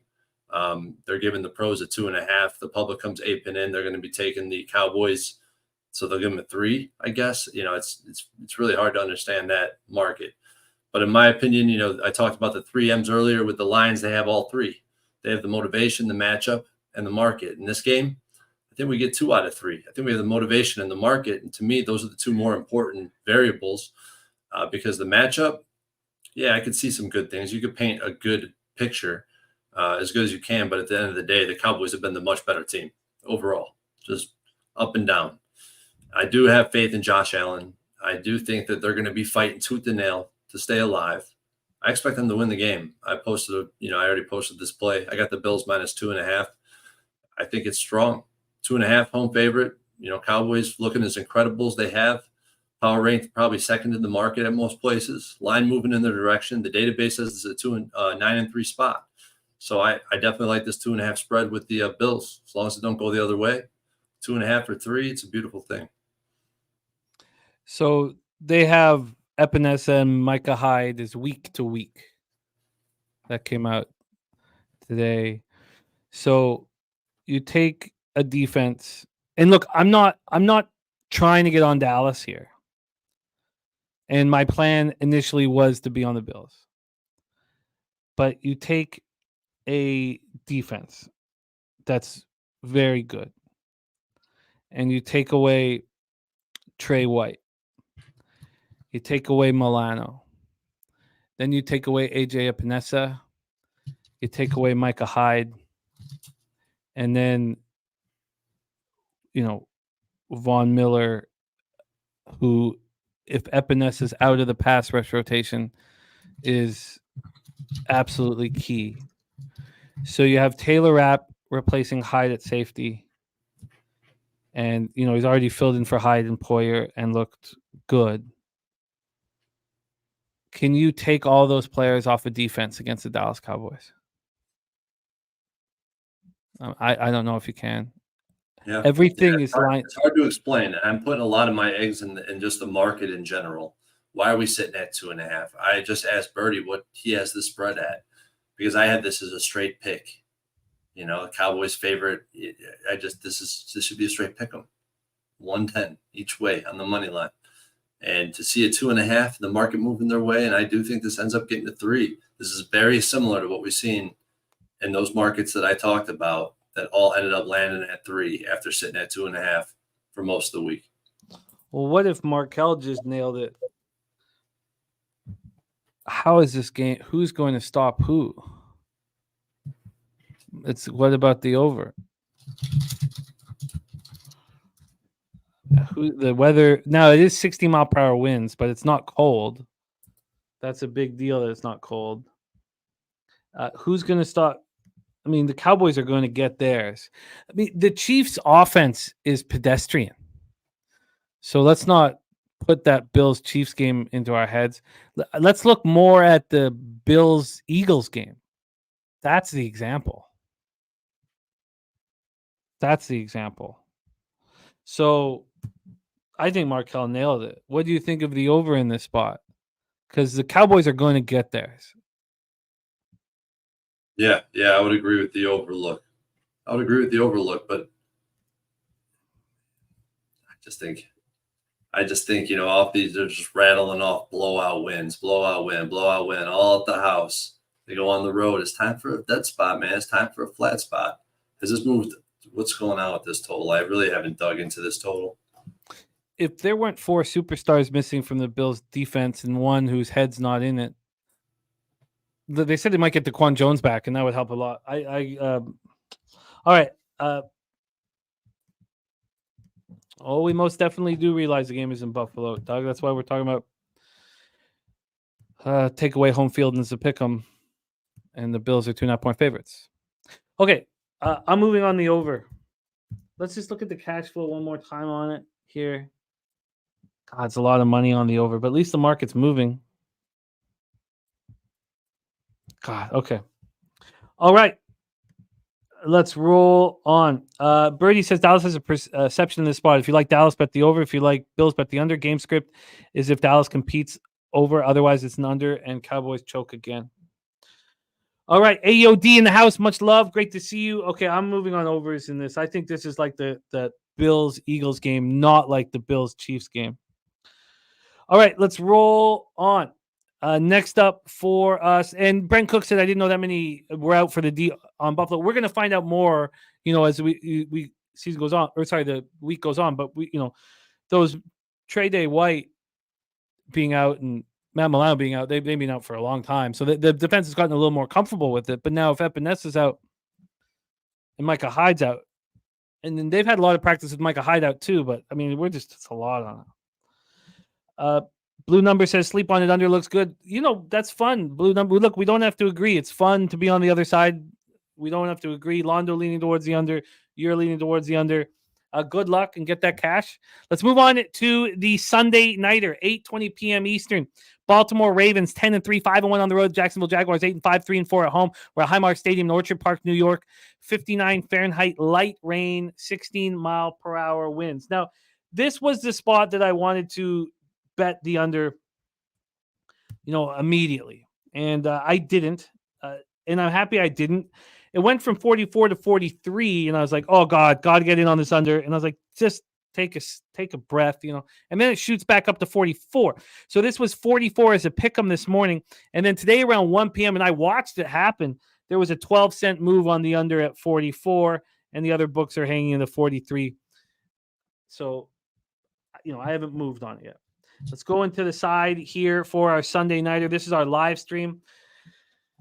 I've had such a crazy live stream record with you guys. Such a crazy one. It's just so extreme. The streaks are so ludicrous. And I'm in one right now. I've had 3 straight losing shows, and they're not just marginal losing shows. Like, I'm losing in these 3. I lost 10 straight bets earlier in the year and then went on that crazy, crazy run of 16-3. It's just crazy. So I cannot wait for Sunday night. I just want to get back in the spot and have a chance to hammer away at this. The spread is sitting at 3.5. It opened up at 3.5 with the Jaguars minus 114. They're now minus 119. There's been a 5-cent move for the Jaguars plus 3.5. Brady says, damn, Jimmy, Jags defense is so bad. This is a dead nut over. Hamilton out, points aplenty here. Says the Jags D is so bad. They've been very bad of late. There's no doubt about it. But overall, the defense was what was carrying them. But I hear you. From a cash flow standpoint here, we have 88% of the tickets and 85% of cash on the under. It's public, but it's not the public who's coming in betting totals on a Monday. And then we have 80% of the tickets and 87% of cash on the Ravens. Mel says, how does Baltimore not score a ton here? And Birdie says, not sure you get right versus Lamar. The Ravens coming off a 37-31 overtime victory at home over the Rams. That's what everybody's thinking about. Obvious bias situation. Tylan Wallace became the 4th player in NFL history to score a touchdown on a punt return in overtime. This was, again, I mentioned this when I talked about the Rams. That was the first time all year the Ravens trailed after 3 quarters. This is a very good football team. The offense looked great, put up 449 total yards, but their defense got gashed for 410 yards, struggled to get off the field. Lamar Jackson was 24-43 for 316 yards, 3 touchdowns and a pick. He also ran 11 times for 70 yards. Odell Beckham led receivers with 4 for 97 and a touchdown. And Isaiah Likely, I talked about how good he looked, and he's looking better every game. I thought this Mark Andrews loss was going to be massive, and maybe it ends up being massive, but good God, Isaiah Likely looked even better against the Rams. Now, the Rams have a very young secondary, but 5 catches for 83 yards and a touchdown. They were 4 of 12 on third down. Ravens are 9th in the league, converting 42.7% of third downs. They're just 1 of 3 in the red zone. They're 6th in the league, scoring touchdowns on 62.8% of red zone drives. The defense did not look good. They let the Rams put up 410 yards, 6 of 16 on third down. Now they're 8th in the league, allowing opponents to convert 36.3% of third downs. Rams went 3 of 5 in the red zone. Baltimore is the second best red zone defense in the league. The pass rush finished with 2 sacks and 10 quarterback hits. I expect a bounce back performance from this defense. Now, look, you guys can talk me off of the under for now. I'm fine with that. But let me just plead my case. And part of it is that I think that we have a big bounce back performance defensively. Jaguars come in off a 31-27 loss at Cleveland. Lawrence valiantly came back from the high ankle sprain, but he didn't look very good. But still, I respect him for it. 28 of 50 for 257 yards, 3 touchdowns, 3 picks. Evan Ingram finished with 11 catches for 95 yards. The running game struggled. Travis Etienne finished with 14 carries for just 35 yards and touchdown. He also had 4 catches for 37 yards. He knows that he needs to step up in this football game. They were 7 of 17 on third down. They're now 19th in the league converting third downs. It's a very pedestrian offense. I'm not high on this offense at all. They were a perfect 4 for 4 in the red zone. They're now 11th in the league, scoring touchdowns 57.9% of the red zone drives. And the defense struggled for the second consecutive week. They allowed 34 points to the Bengals. They followed that up, allowing 31 points to Joe Flacco and the Browns. I can understand why people think that this is a bad defense, but all year it was the defense that was carrying them. Pass rush finished with 1 sack and 3 quarterback hits. They did hold the Browns to 4 of 18 on third down. They're now 19th in the NFL, allowing third down 37.5% of the time. They're 19th in the league, allowing opponents to score touchdowns 56.4% of the time. And Ezra Cleveland filled in for Walker Little. And then Ezra Cleveland went out with a knee injury in the second quarter. And then Andre Sisco, a groin injury flaring up again, so he may not be in the lineup. Take it away for us here, Troy, our Sunday nighter, Ravens, Jaguars. I feel like this number sitting at 3.5 is pretty telling, especially with all this money, all this action on the Ravens, but the line is ticking towards the Jaguars. But I think it makes sense. Ravens haven't proven that they could win by margin on the road, and they certainly haven't performed well as a favorite historically. Lamar Jackson and Harper are, both the quarterback and the coach. Is it a buy low spot on the Jags? That's what it kind of feels like to me. Injuries all over the place kind of cause for concern. And they're regressing back to their expectation. My expectation was that this team was an average football team on a good day. They can't generate space in the run game, which is very, very my biggest concern with this offense is that they cannot run the ball efficiently. They can't create holes for Etienne to run through. But, this is my plan for these type of games with prime time. Just sit tight, let the market develop. I'm going to look towards the Jaguars. It's another prime time game, man. 6 straight overs on prime time. Now you're trying to buck the trend, go back to the under. And I talked about reactionary numbers, the 6 being reactionary. Well, in the total market, it's the rule of 4s, 44, 40, 48, 52. Those are the reactionary numbers. And just to give an example of what I'm talking about. So we have 60% plus of cash on the under. So when 60% of cash is on the under and the total closes at 43 or 43.5, it's 15-7 to the under. But if it closes at 44.5 or 45, 8-3 to the over. So it's just it's just a very reactionary number in my opinion. And it's exactly where you want to attack. It's like crossing a key number. If it stays below the 44, I would be way more confident in the under than if it started to tick the other way. And that goes to my trend earlier, spreads or totals between 40.5 to 44, that 44 being a key fine line. If it ticks to the over, I don't think it really matters in terms of their expectation and to their outcome. Birdie reminding me of a spot when we first met about fading the Ravens because they had the Chiefs on deck. Do you think the fact that the 49ers are on deck for the Baltimore Ravens plays any part in your thought process on the Jaguars? Say that one more time, Jimmy. I was reading the chat. The Ravens have the 49ers on deck. Does that play any part in your interest in the Jaguars? Yeah, I did see that. It definitely is just another feather in the cap. And then another thing I'm considering is this is starting to look like it's going to land on a 3 despite all this money.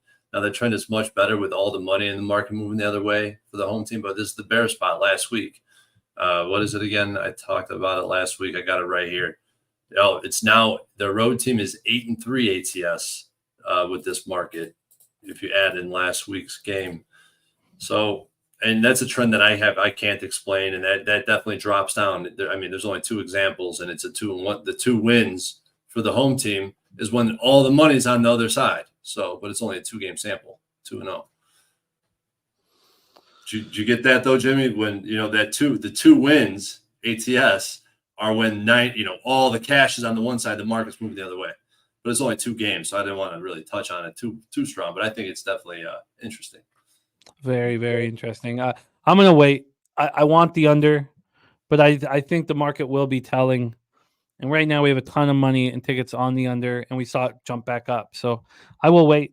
I will be very cautious with this. I won't bet it tonight. But that's our Sunday nighter, Ravens, Jaguars. Let's move on to our Monday nighter and the final game on the board here for Bankroll Blitz. Thank you guys so much for joining us. Truly, truly thank you for being a part of this and giving us the opportunity to have this show, because we don't have one if you guys don't support it. So thank you. Monday, December 18th, 8:15 p.m. Eastern, Philadelphia Eagles 10-3, 5-2 on the road at the Seattle Seahawks, 6-7, 4-2 at home at Lumen Field, Seattle, Washington. 45 Fahrenheit, light rain, 4-mile-per-hour winds. From a line history standpoint, we are dealing with these Seahawks at plus 3.5 at Pinnacle. It's 4s on the rest of the board, but not at Penny. Now, the Eagles minus 3.5 got up to minus 115 this morning at 11:31 a.m. The market was at 4 at other books, but Penny did nothing, and it's right back to a pick 'em. It's actually slightly juiced to the Seahawks, plus 3.5, even though the other books are showing 4s. From a total side of things, we're sitting at a 47.5.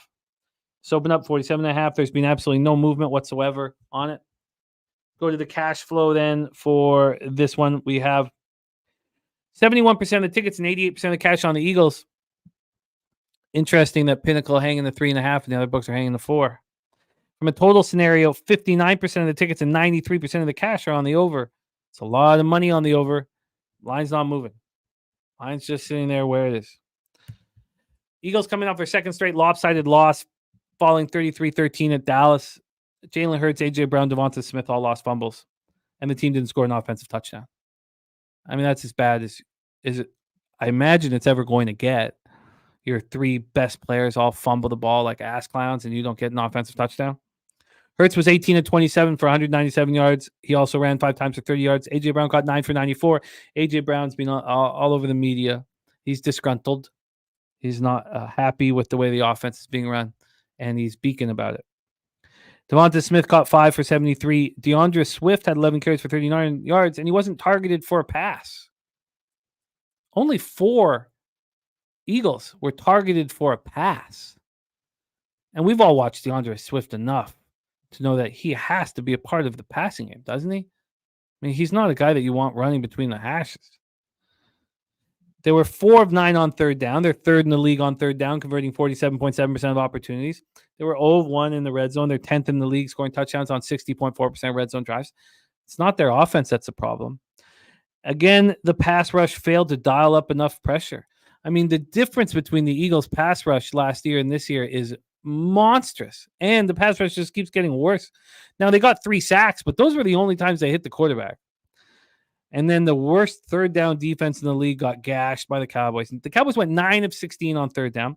The 3rd worst red zone defense in the league allowed the Cowboys to go perfect 3 for 3 down there. And then Reed Blankenship is in concussion protocol. And he is very important to this football team, safety Reed Blankenship. Seattle comes in off a 28-16 loss to San Francisco. Geno Smith missed the game. He injured his groin midweek in practice, and it hurt us. It's been reported that this is a 2-week absence, which means that he's in doubt to play here. Drew Lock threw for 265 yards, 2 touchdowns, 2 interceptions. He played pretty well. I thought Drew Lock looked fine. So it's wild what's become of the Eagles, because this is the worst defense the Seahawks have seen since they played the Washington Commanders. Imagine that. That's what it's come to.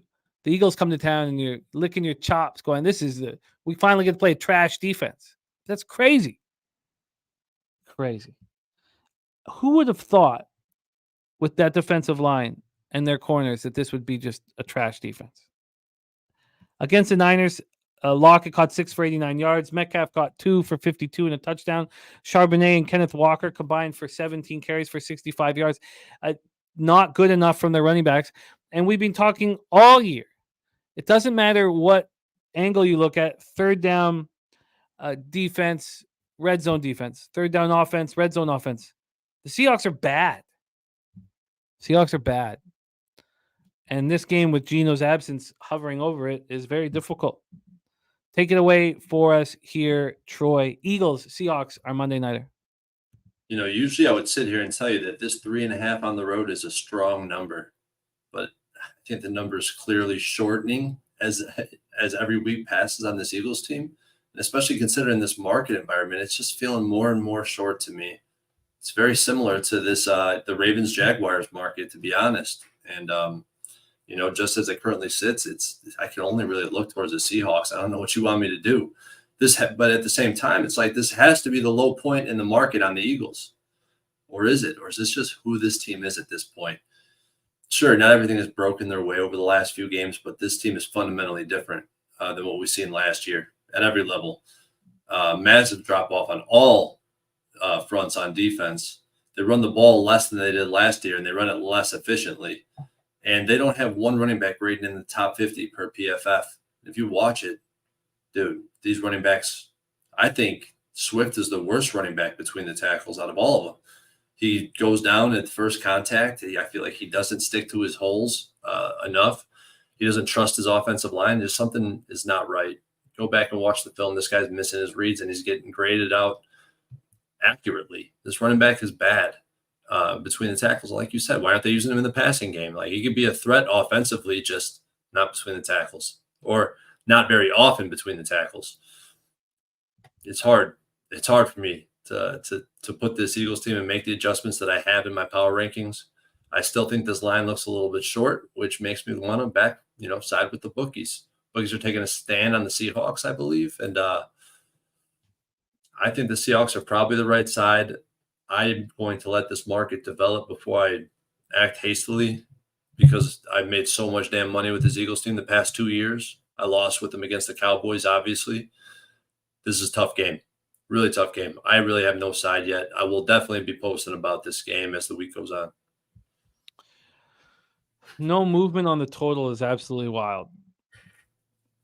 Absolutely wild. So, this to me screams over, but I need the market to show its hand. And if it doesn't, then I will just have to spend more time capping it. Are you surprised at all that there would be 93% of the cash on the over and it wouldn't move at all? Yeah, I would be very surprised. I'd be very surprised to see it not move. It is sitting right below that key 48 number, though, so it's a very, very important number. Maybe they're waiting on some information as well with Geno, so I think that it's very risky, right, to bet it now. Do you think Geno's in? Do you think Geno's out? How much does that matter to the total? But that's what it's telling me. The 48 is the next tick up, and that's going to be the key. How big of a difference is Geno Smith and Drew Lock? Geno Smith you just get such a wide array of what he could potentially do as a quarterback. It's hard to say, because I agree with you. I don't think Drew Lock was a huge drop off by any means. I think Drew Lock would be able to have success versus Eagles defense. And we go back to the second game as well. Second game for a quarterback that's been in the league for a while. Yeah, yep, exactly. Second start. First team reps all week. I do not want the Seahawks. I'll say that. I do not want them. I thought that the Niners were sort of in a tricky spot last week, and I think that it's a buy low opportunity on the Philadelphia Eagles. Yeah. But, I'm not. And that makes me not regret, but I rescind what I said on the spread and the market not impacting this number at all and sitting at 3.5. I think it's because of the unknown at quarterback. So I think the books are saying Geno Smith matters a lot to this side and total. Yeah. Yeah. And we're sitting here right now with 71% of the tickets and 88% of cash on the Eagles. And Pinnacle is sitting there saying, hey, if you want to bet the Eagles, come over here and do it here.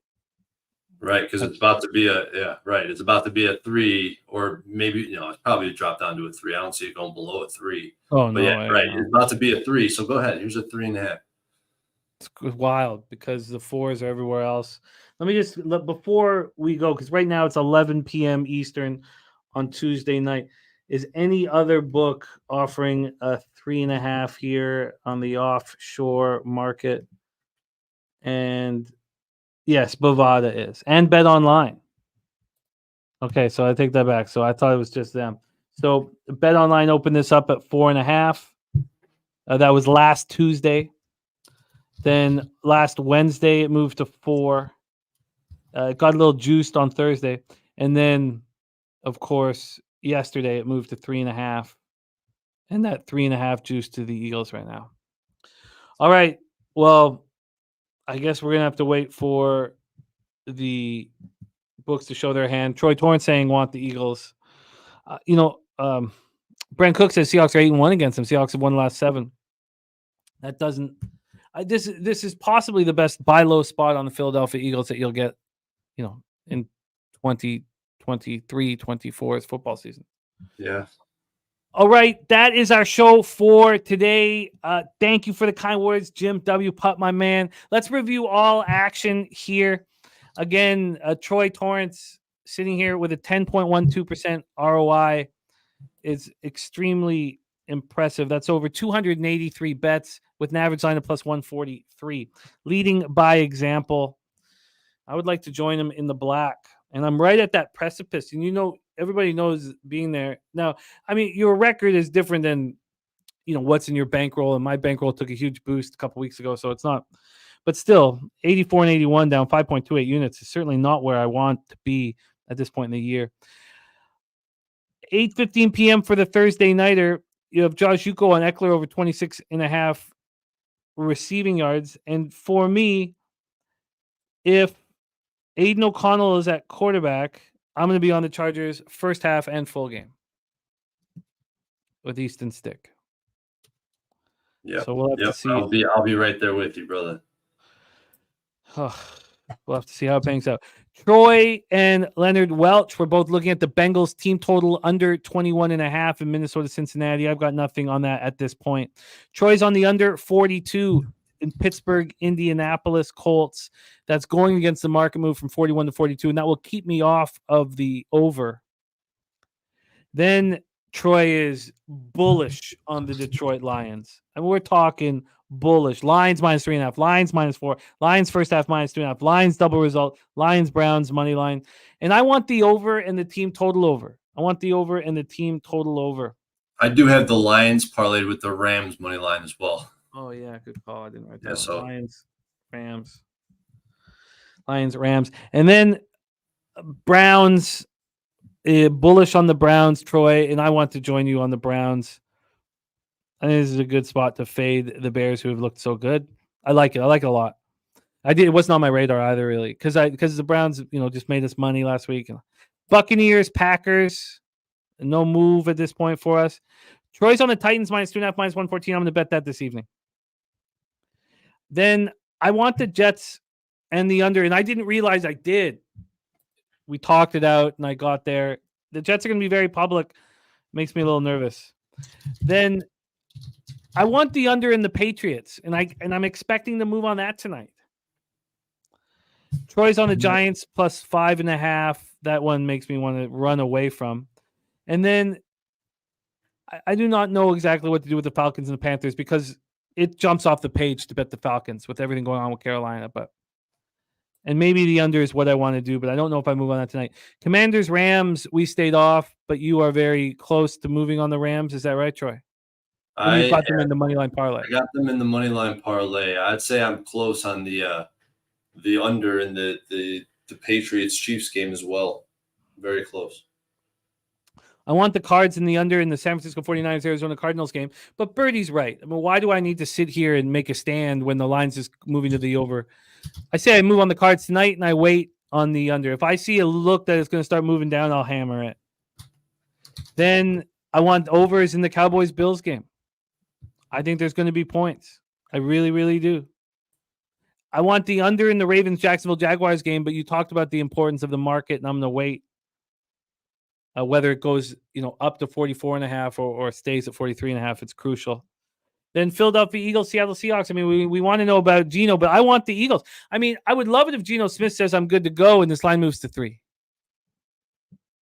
I mean, that would be a great case scenario. I'll move on. Hey, that would be a database spot to back the Eagles. Let's wait. That's a good spot to wait. Thank you guys so much for being here and supporting the show. Mel, Al, Cervic, AOD, Birdie, Harold, Williams, Robert, Franklin, Jared TG, thank you for the very kind words. Says, love this show. It's a staple every season. Appreciate all the work. I've saved thousands by listening before betting. Have a good night, everyone. Thank you, Jared TG. It means a ton to us. Joe Yuko, great to have you rolling with us. Alondo, Jim W. Putt, Brent Cook. Thank you, guys. Birdie, great to have all you guys rolling with us. Doug, thank you. My man, Mikey Money in the house. Thank you, guys. Al Cervic, my man, Jared TG, all of you guys. Thank you. Rants, thank you for your support. Any last words, Troy, before we put a bow on this one, my man? Yeah, if it wasn't for Pub Sports Radio, I wouldn't have grown to where I am as a capper. And, the profitability and just understanding how to approach this shit. This is where you do it, man, with JTB, with Jimmy the Bag. He's the GOAT, in my opinion. I love being here. It's a privilege, and I love the chat, man. It's a great family we got. It is a great family. Thank you so much to our producer, Jose Bouquet, who works tirelessly behind the scenes. He's going to be cutting up these videos all night, and he'll still be ready to rock for Betting with the Bag in the morning. He works tirelessly. Thank you, guys, for all the energy you put into the show. And, Troy, thank you for succeeding enormously as you've had. You have made this show must-watch, and your database growing and everything that you are doing here. It's inspiring to all of us, experienced and not experienced, all the same. We all are just inspired by what you're doing. So respect. Let's go out there and get that cash. Week 15 awaits. Let's go out there and get paid in full. Good luck to all of you guys. Let's get the money. Lunch it. Hey, those bookmakers.